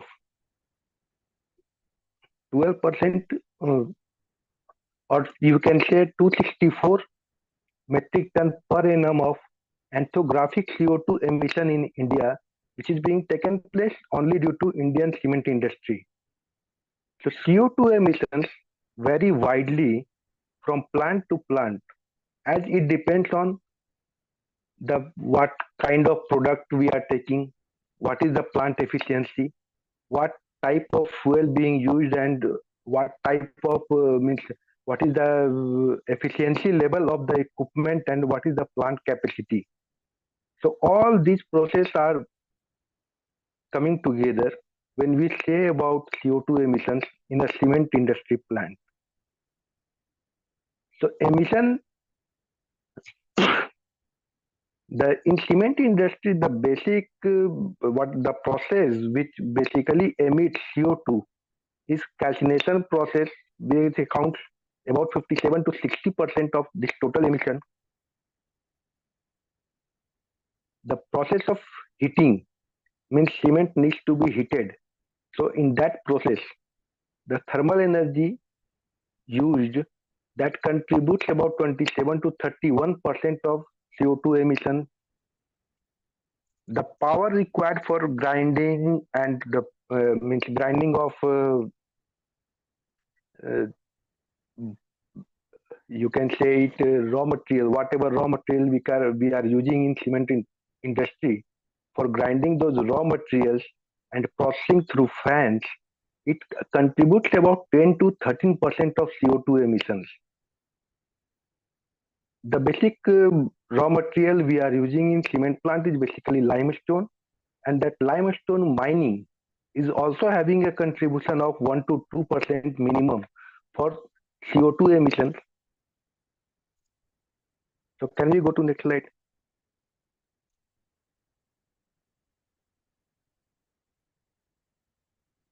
So if we see in India state-wise cement productions and what are the we can say carbon emissions, that is ranked accordingly, like maximum number of cement plants being installed in the state of Rajasthan.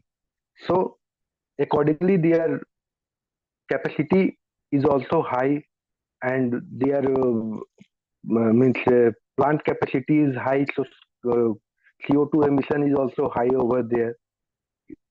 If we see in Karnataka, that is having 23 metric ton per annum capacity for cement production.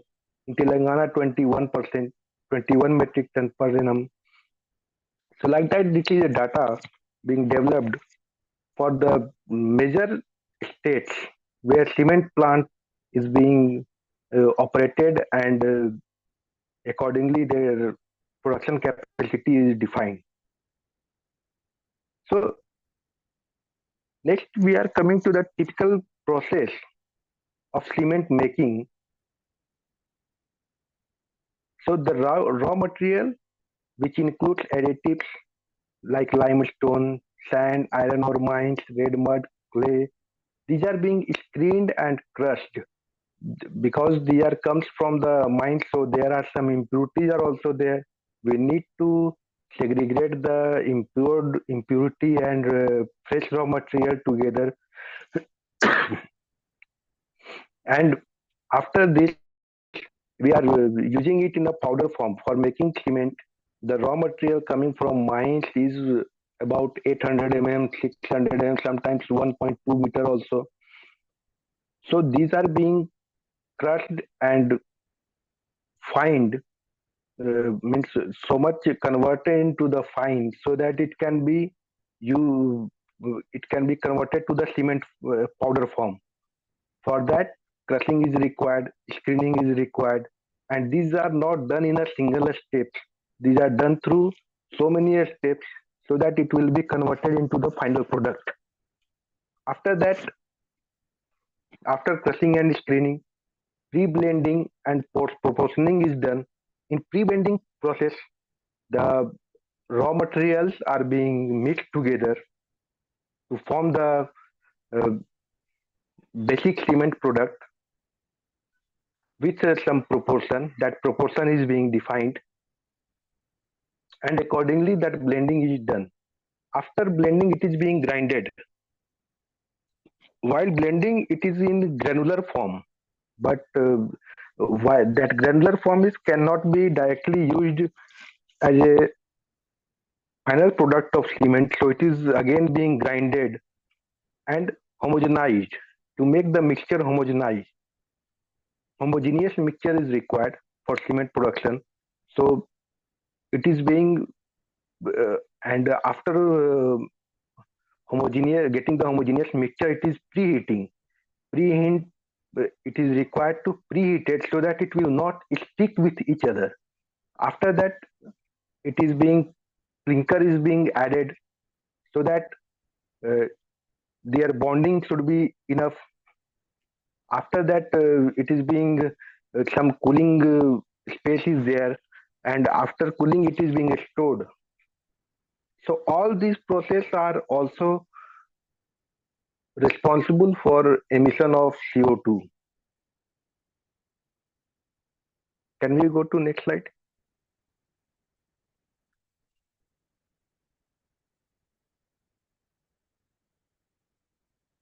So apart from till now, we have seen power plant, steel plant, cement plant. Apart from other, so other these three areas, other sources are also there, which are responsible for emission of CO2, like Indian chemical industry, which is ranked as sixth largest in the world and third largest in Asia. So as the industry size will grow, their CO2 emissions will also grow accordingly. And it is expected to grow at 9.3% to reach US $304 billion by 2025. And the chemical industry in India, which is accounted for 160 million ton per annum of CO2 emission, that is 7% of total emission, which is expected to increase by 220 metric ton per annum by 2030. So, what are the industries which influences these carbon emission in India in oil, gas, and chemical industry? Basically, chemical, petrochemical, and fertilizer industry, because all these industries having some process which results in CO2 emission, and the target is to convert these CO2 emissions into useful carbon product so that it can be used in other process also. So basically in petrochemical industry or fertilizer industries, basically the primary chemical is hydrogen. So hydrogen, as we all know, hydrogen is also a future potential for energy carrier. Like hydrogen related, we can say energy sources or hydrogen power is also being planned in India and the world around the world. So we can develop some source of power through hydrogen. And hydrogen have a potential role in decarbonization of energy system and as low as carbon fuel and chemical feedstock. So irrespective of what are the limitations, we are still moving towards finding the opportunity how to use this hydrogen as a source of energy so that the CO2 emission to the environment may reduce substantially. So these are the, so taking this as a challenge, now so many projects and innovations are being taken place around the world to use this means hydrogen source which we are having which is readily available with us. So how, in which form it can be used and how it can be used, which technology is safer also. Safety is also a prime concern when we comes to the when we see the hydrogen as a source of energy. So all these things are in project stage. Can we go to next slide?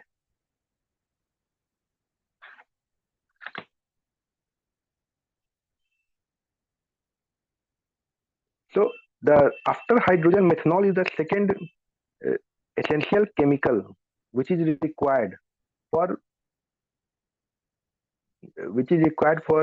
means oil and gas and chemical industry for our everyday products and applications, including plastic, paint, car parts, and construction materials. So India has in this methanol production, actually we have developed, India has developed an indigenous technique for overcoming high ash Indian coal to methanol and has set up its first pilot plant in Hyderabad for producing 0.25 ton per day of 99% purity of methanol.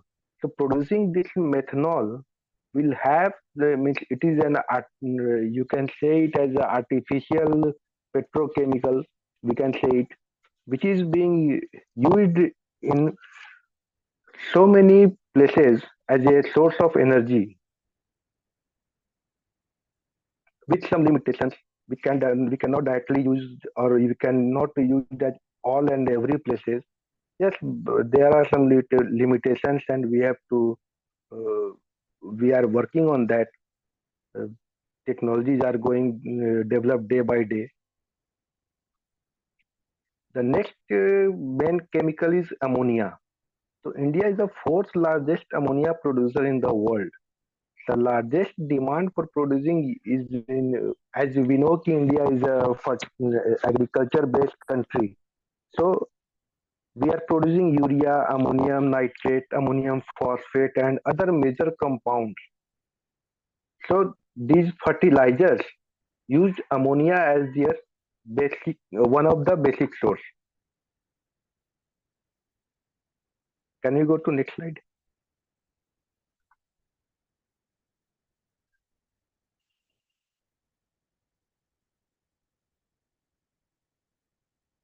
Also, ammonia is being used in a building block for various compounds for household item, products, cosmetic, and pharmaceuticals companies also. Next is synthetic gas. Synthetic gas is basically a mixture of hydrogen and carbon oxide or carbon monoxide, we can say. Is sometimes it is mixed with carbon dioxide, sometimes it is mixed with carbon monoxide to produce to and produce a gasification hydrocarbons or reforming light hydrocarbons.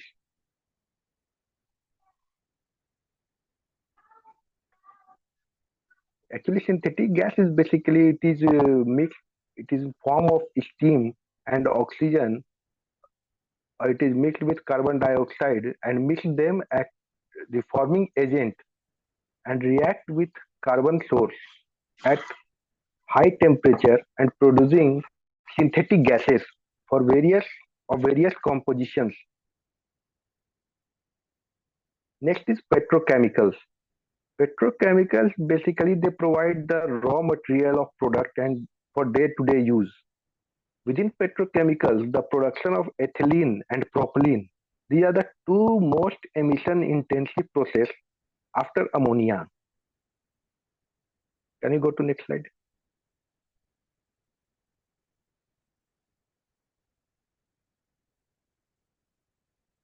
Yeah. So next we will come to how to capturing these carbon emissions. So there are different technologies which separate the carbon dioxide from gas streams, and also there are industrial process like power plant, chemical production plant, cement plant, and steel making. There are certain process which is being used to segregate the CO2 from exhaust gases. This is being taken care into basically three, we can say, stages. First is the pre-combustion stage. In pre-combustion stage, CO2 is removed before the combustion takes place.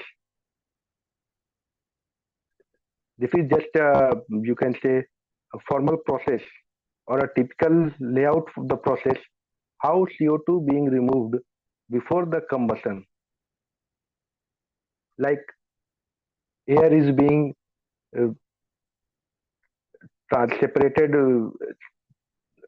separated with oxygen, and that oxygen is only transferred along with fuel to the oxidation process. After that, synthetic gases are being formed. That synthetic gas are being transferred to a mixture chamber where CO2 is captured, and CO2 is being taken care separately, and the synthetic gas alone is being transferred with that is in the form of methanol or other gases which can be used as a fuel gas. Second stage is post combustion.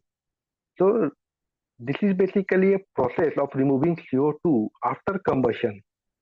So when combustion takes place, CO2 is a gas which is inherently formed or found in that process in the exhaust gases.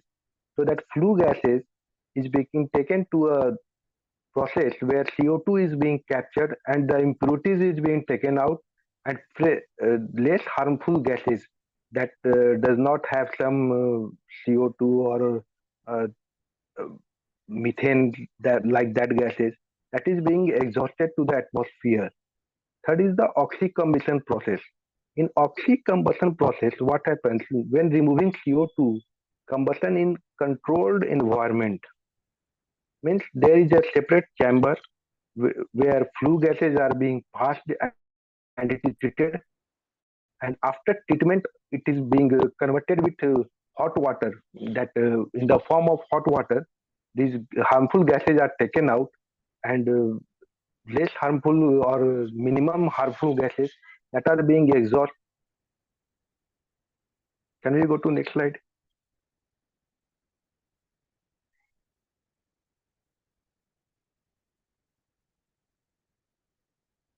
So the CO2 capturing technologies, if we say about CO2 capture technologies, so there are some technology. First one is called direct air capture. Means the CO2 is being captured from the air, and it is being diluted form.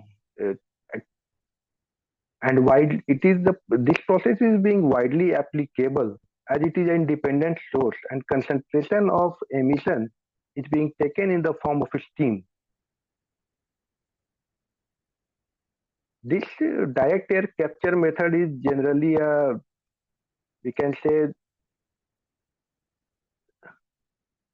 a very early stage, or it is an economic based stage where which is being means last longer back this process is being used, and till now it is being conveyed and carry forward this process for capturing the CO2. So throughout this DAC process, the main considerations which are being taken into account is basically emission volume. What is the emission volume? That emission volume is basically the major factor, because the high the emission volume, the process will be less effective.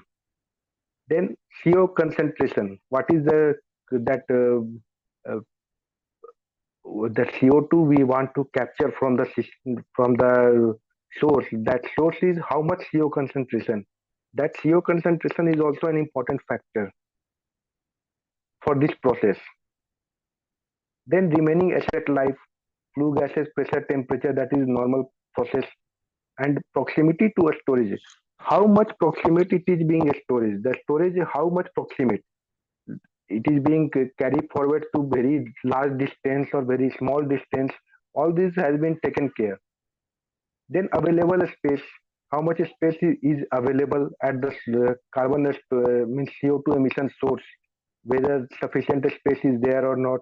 Water supply, by means for this complete process, water cooling, for cooling of the system, water supply is required.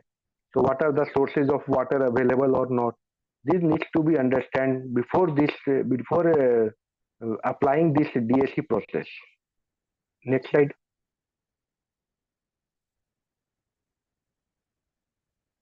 The second technology is the high concentration capture, which requires very less processing before being transported. Means the CO2 being transported at with very less processing. Means processing will done 50% processing being done before transportation, and 50% being processing will be done during a storage stage. So high concentration emission source include all refining. This is basically used for high concentration emission sources where the concentration of CO2 is very high, and it cannot be done by a single process, means at single stage, where the number of stages are required to take CO2. Then low concentration capture, where the CO2 concentration is very low and the volume of flue gas is very high, and the total quantity is less than 10% depending on the source, like cement calcination plant, steel making, pulp, paper pulp production, and chemical manufacturing. These are basically low concentration capture zone. Third one is carbon dioxide removal. So carbon dioxide removal basically process which CO2 is removed from the atmosphere and permanently stored. This is being used for CO2 which is already emitted to the atmosphere, and this is done for means direct air capture method as well as biomass carbon capture method. Next slide.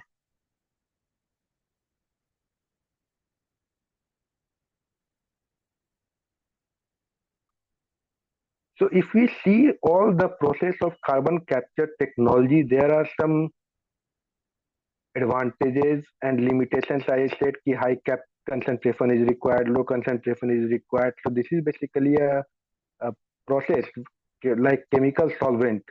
Second one is physical solvent. Third one is absorption. Fourth one is cryogenic separation.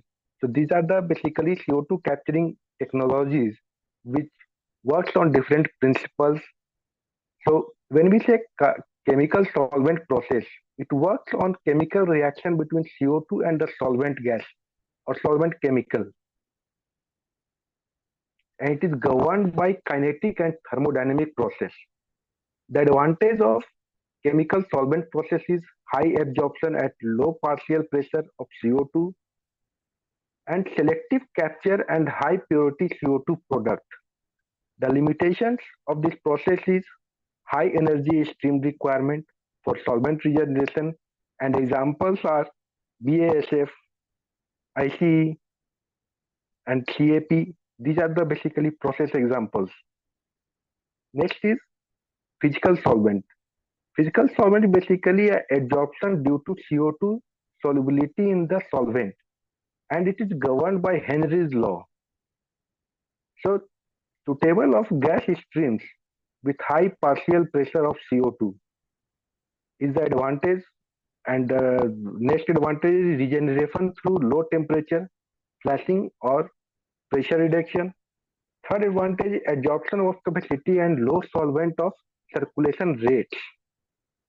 If we see the process limitation of physical solvent, it is low energy and efficiency is very low.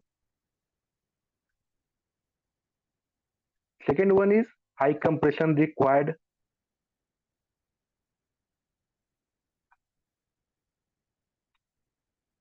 And it is often absorbed with most effectively than CO2, H2S.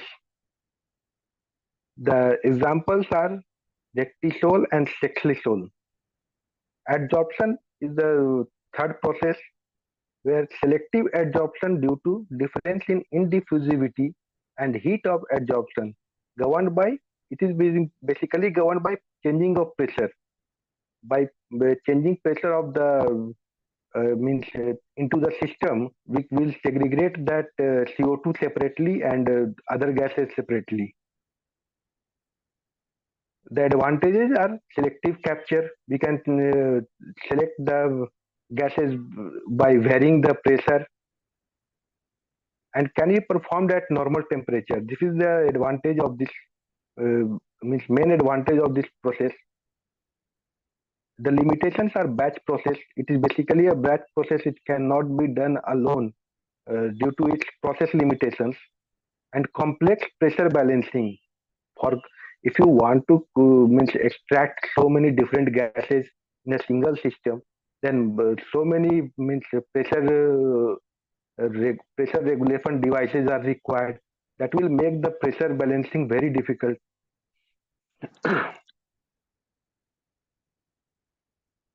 And high electrical energy consumption. To regulate pressure and to achieve a certain range of pressure, so many pressure devices are there, and this further requires electrical energy to create pressure and to absorb pressure. Some electrical devices like IDFD fan, this type of fans are required, which is basically electrical consumption. So examples are PSA, BSA, and TSA technique. So cryogenic separations is a fourth capturing technology, which basically works on the principle of low temperature separation through liquefaction and governed by temperature change. So it is basically a selective capture and high purity carbon dioxide, and liquefied carbon dioxide is the finished product of this process. It is almost no steam area of carbon footprint. It requires very low carbon footprint area, and this process is basically depends on temperature, and the limitation is high energy requirement and high operating pressures, because at the temperature gases, if we increase the temperature, pressure also increase simultaneously. So cryocap and refrigerant CO2 fractionation, which we say DRCF process, that is the example of this process. Next slide, please. So there are some physical method also through which CO2 can be captured, like membranes. Membranes we are using to capture the CO2 when it is being comes into the form of, say, flue gases, or at pre-combustion stage and post-combustion stage. Both stages we can separate it by means of polymeric membranes, and you can say for future it is being considered as a ceramic facilitated transport carbon molecular sleeve through which it is being separated. And oxyfuels, presently we are using polymeric type of material through which it is, but in future it can also be ionized through different transporting facilities. Then solvent absorption through chemical process also, means passing the flue gases through a chemical zone so that the CO2 can be taken care separately. Next is cryogenic process. We know cryogenic process. Through this cryogenic process also, CO2 can be taken care. And solid substance and biotechnology, means algae production or high pressure, high temperature zone creation, through which bimetallic, we can say some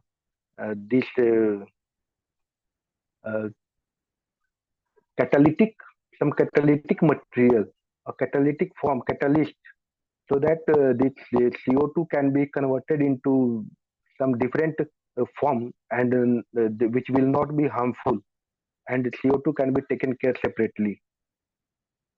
Next slide.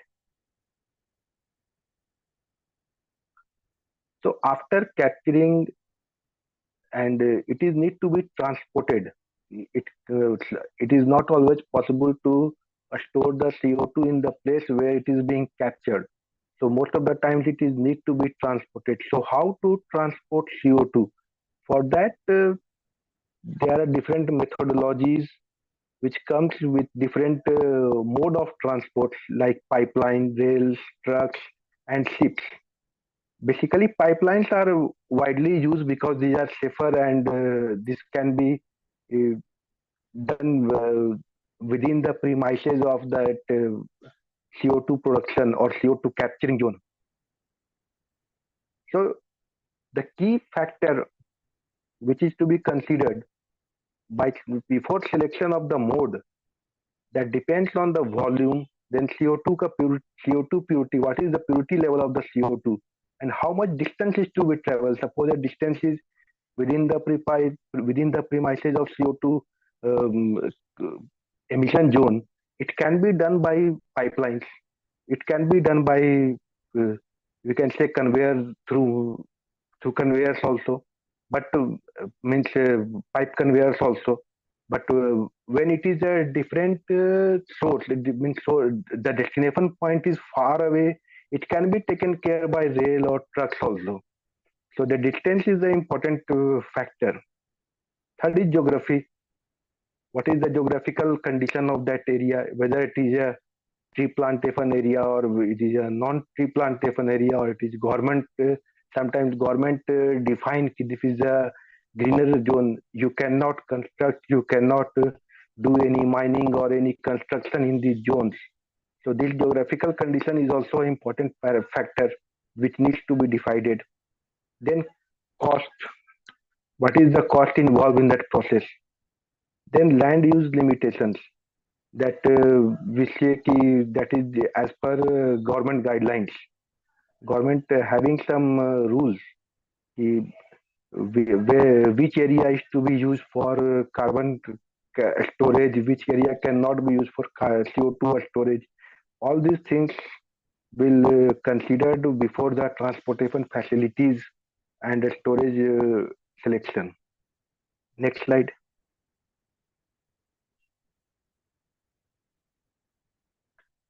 So when we transport through pipeline, it is basically used onshore and offshore, both type of zones, both type of areas we can use pipeline. Onshore CO2 generally transported with carbon steel pipelines, which is buried underground. But on offshore cases, it is being laid on top of the seabed. Like it cannot be go inside the water body. It cannot be go deeply inside. And when CO2 pipelines are operating in the US for more than 50 years and over 5,000 miles of pipelines currently being used in currently is being in operation. So this is a main we can say main mode of transport for CO2. Next is rail. This is when we say about rails, means it is being that CO2 is being kept in a pressurized tank, and the tank is being transported through rail. That mode will be railway, but it is being transported through pressurized tanks, not directly means in a container like that. It is not possible. It must be a pressurized tank. Then only it will be transported. So this is also being used in almost around the world for liquefying and storage of CO2. Next slide, please. Like ship, again, when we have to transport it through ship or barge, it is being facilitated through the waterfront bodies and offloading facility And mainly the loading and unloading facility is the main critical parameter for transporting to sea barrage, because you have to transfer it to the seaport area, and from port again it has to be transferred to the storage area. So these are the basically if is used when the CO2 storage area is nearby the seashore area. Then viable option of offshore projects aiming a store either a small volume or volume with multiple sources. When trucks by road, when we transport CO2 through roads, it is very a small volume of transport. This cannot be used as a wide variety as pipelines and pressurized tanks.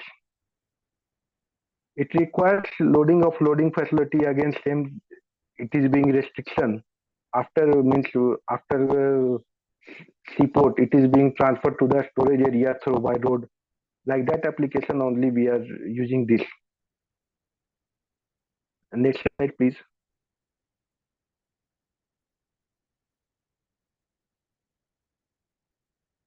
So how CO2 is being stored?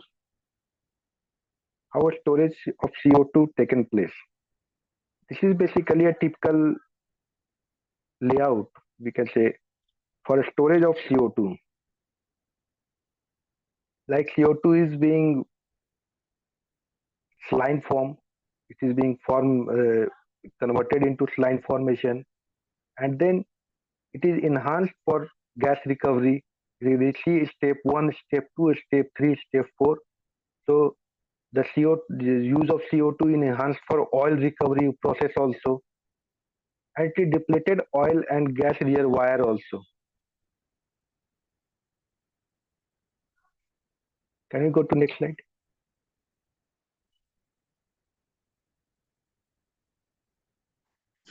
So it is basically a deep saline reservoir. It is depleted inside the oil gas reservoirs, and the storage can occur. Storage can occur in the subsurface during enhanced oil recovery or enhanced gas recovery. When we recover gas and oil from the deep underground, this CO2 or means CO2 gases are being passed in a pressurized manner. While multiple pathways exist for the utilization of CO, large-scale mitigation capture CO2 needs to be done through storage. So the selection criteria of this process depends on volume, depth, pressure, temperature, geologic boundary condition, degree of caprock confinement, what kind of hardness of the rock means down underground the earth, and what are the land use limitations. And rock mechanics and topography is the basically means two basic aspect which needs to be uh, studied before the application of this storage process. Next slide.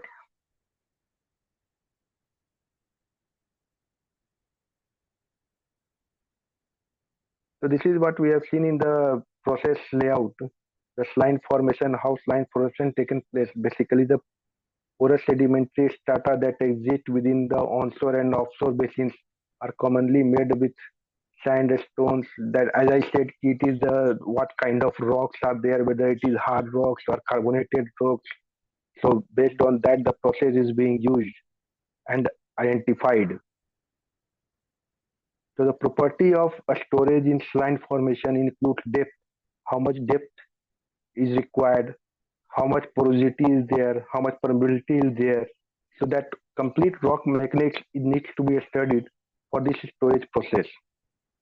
Then depleted oil gas reservoir.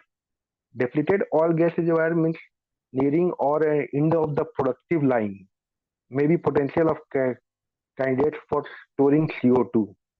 The reservoir for similar of saline formation as indicated above, but have oil and gas trapped in them. This can be done in different layers also. Next slide, please.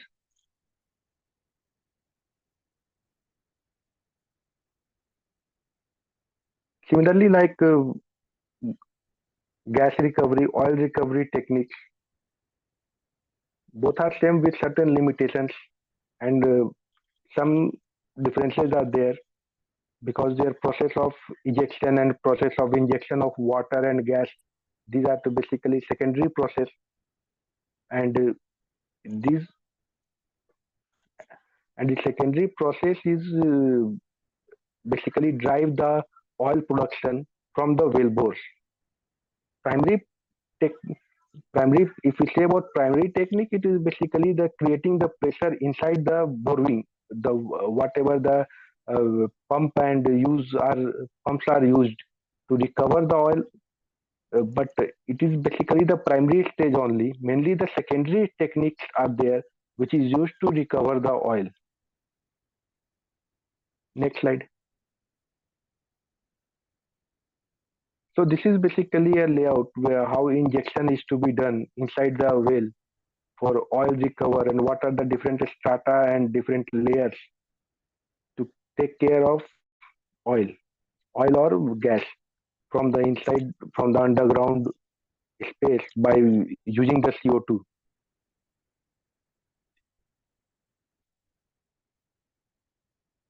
Next slide, please. This is basically the enhanced oil recovery, same as enhanced gas recovery. Here also there are primary techniques and secondary techniques which is used to drive the process through pressure reservoir, and the secondary technique in the secondary technique involve the injection of water or gas in the reservoir to the oil production well bores, and tertiary technique is also is there to include thermal recovery, means whatever the heat being taken care, heat generated by this process inside, that is to be taken care, and that heat is to be also needs to be recovered so that further heating of underground soils and rocks do not propagate. Next slide, please.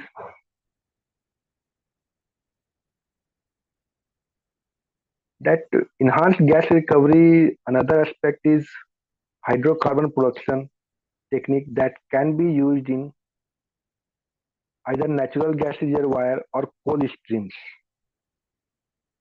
This is basically a replacement of natural gas, and the technology application works with in situ condition that minimizes CO diffusion and premature breakthrough of the reservoir.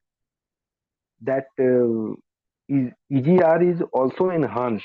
Whole bed methane recovery, means underground methane recovery is also enhanced through this gas recovery process.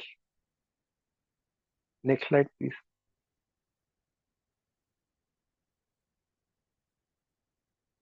So next is the what is the workforce required?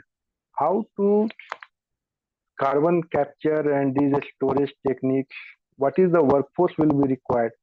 First is the cross cutting. Cross cutting is basically we have to map the project, and that project is to be studied with respect to health, safety, and environmental professionals. Same as hydrologists, civil engineers, economists, lawyers for what are the government laws and all, so that the project should not fall within the law traps and things. Then heavy equipment operators is required. So many, means we can say heavy equipment which is needs to be drill down the earth or to make the storage. So heavy equipments are required. So all these group of things required, they are having their contribution for the CCUS process. Then capturing basically the chemical engineers, mechanical engineers, air emissions modelers, and process engineers are required for capturing of this CO2. Then transportation. For transportation, rail engineers, rail conductors, different pilot captains, as we see the different modes of transport. So the according to mode of transport, different experts are required to carry out the means collected CO to a safe manner. Then utilization, chemist, marketing, because when we store it, we need to consume it also. We can't utilize a stock, make a stock pile of these things. The next is storage.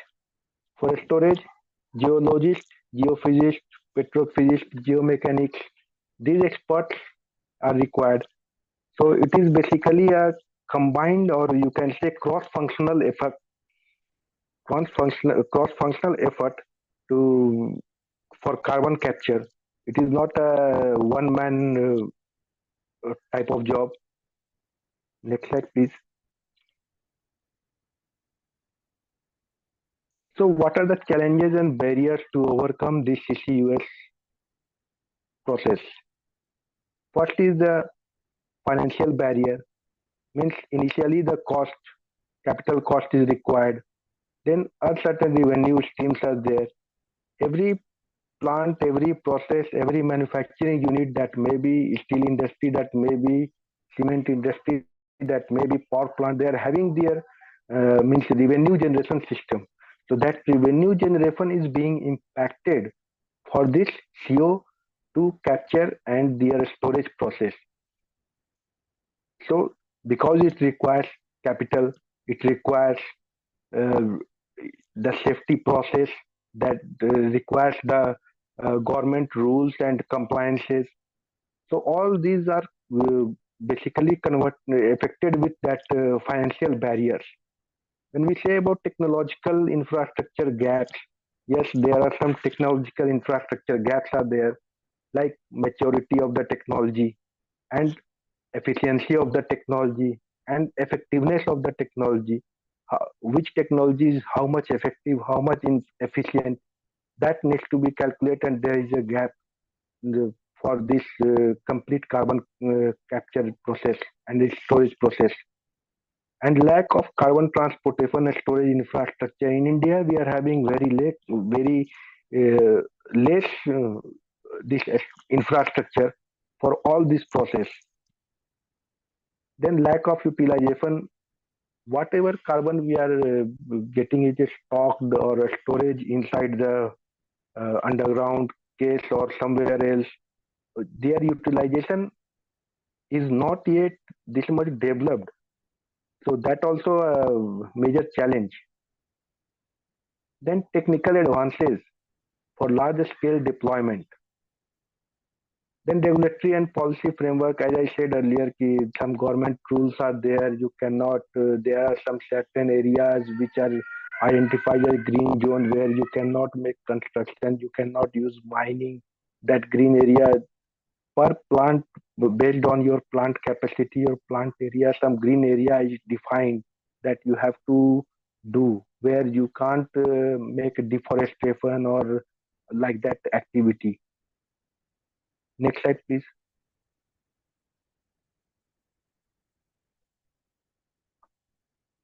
So this is basically a roadmap which is being developed from some of the government agencies, or we can say it is a combined effect of some Niti Aayog or some other planning departments.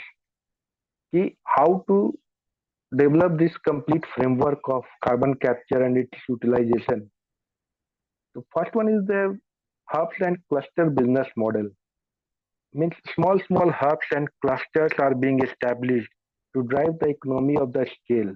Means it cannot be done in a very large manner or very wide, means you can say very mass basis in a in first stage itself. It is being developed based on regions. Clusters are identified, and in that clusters, small hubs are there. So the hubs are working for this process. Then the role of emitters, aggregators, hub operators, disposers, and conversion agents needs to be defined. Second one is the low carbon product. Means the use of low carbon product. The product we need to use which are having low carbon footprint. Professionally procurement of government tenders for low carbon and low added products.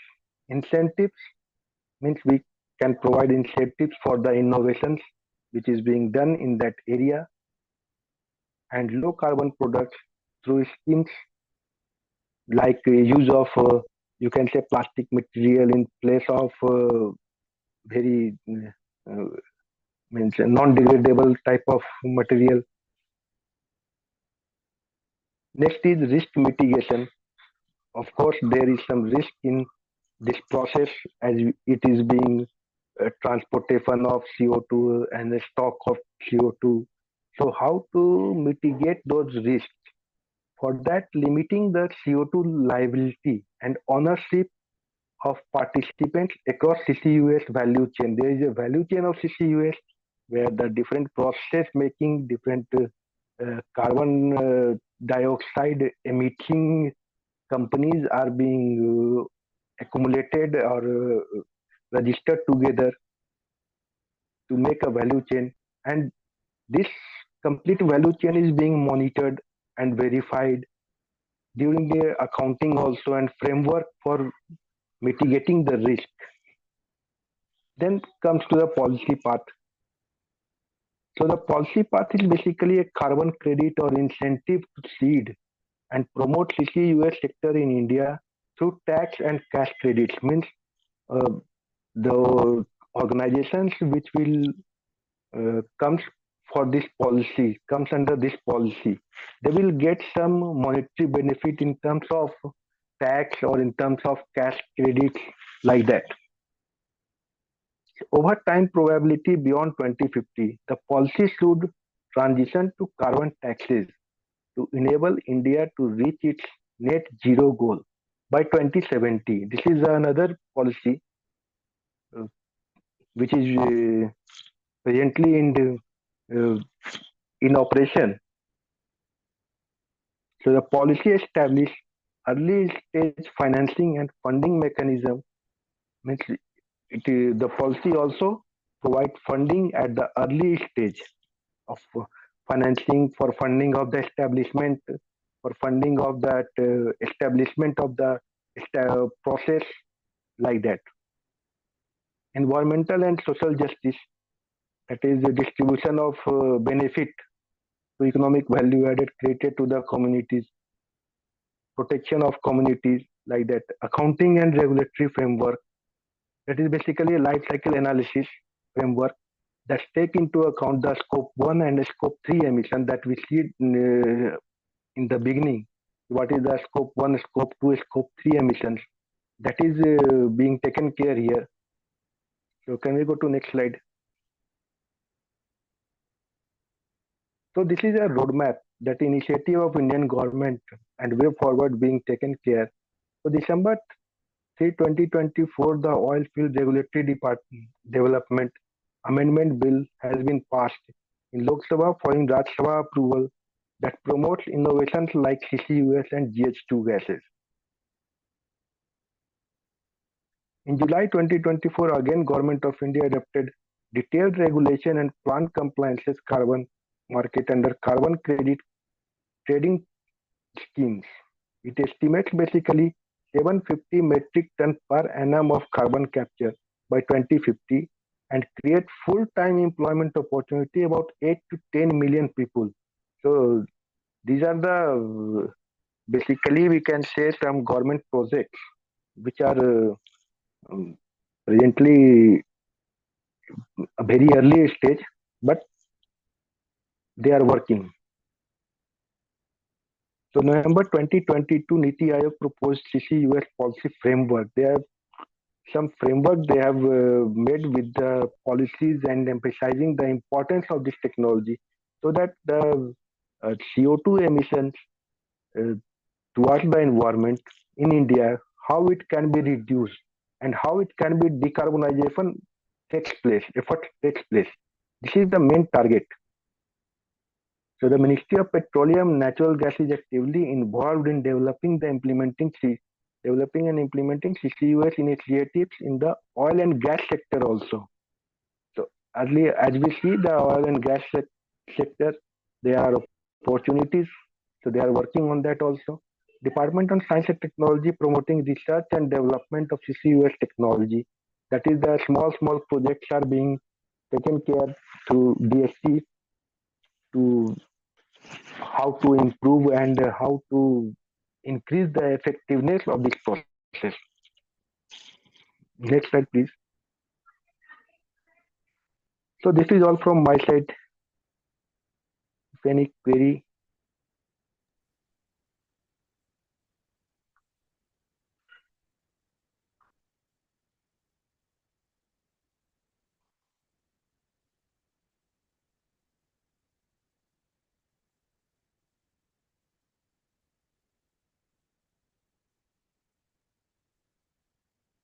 Thank you very much, sir. If any participant have any question regarding this topic, they can ask.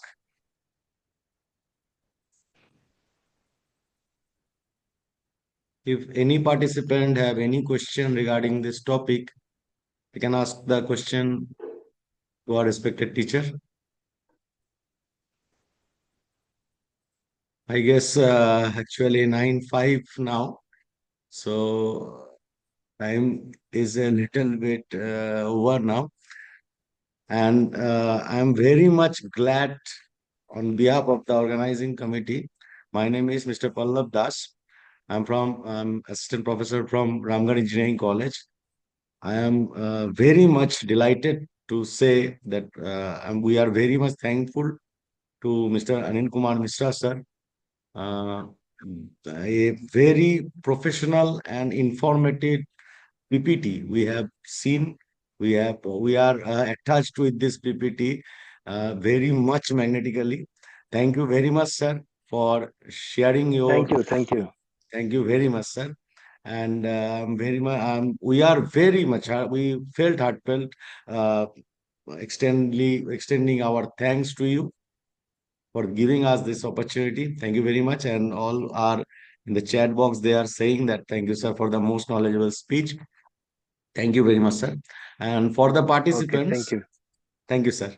For the participants, we will meet you again tomorrow. And at Saturday, we will have a test also. And please join as soon as you get the link from 6 p.m. onwards. Our sessions will go on. And I had already sent the schedules for every day, and we will in the future also.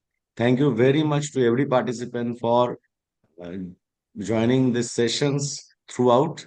Thanks a lot and good night for today. And we will meet you tomorrow again. Please join as soon as you get the link and as soon as the time begins.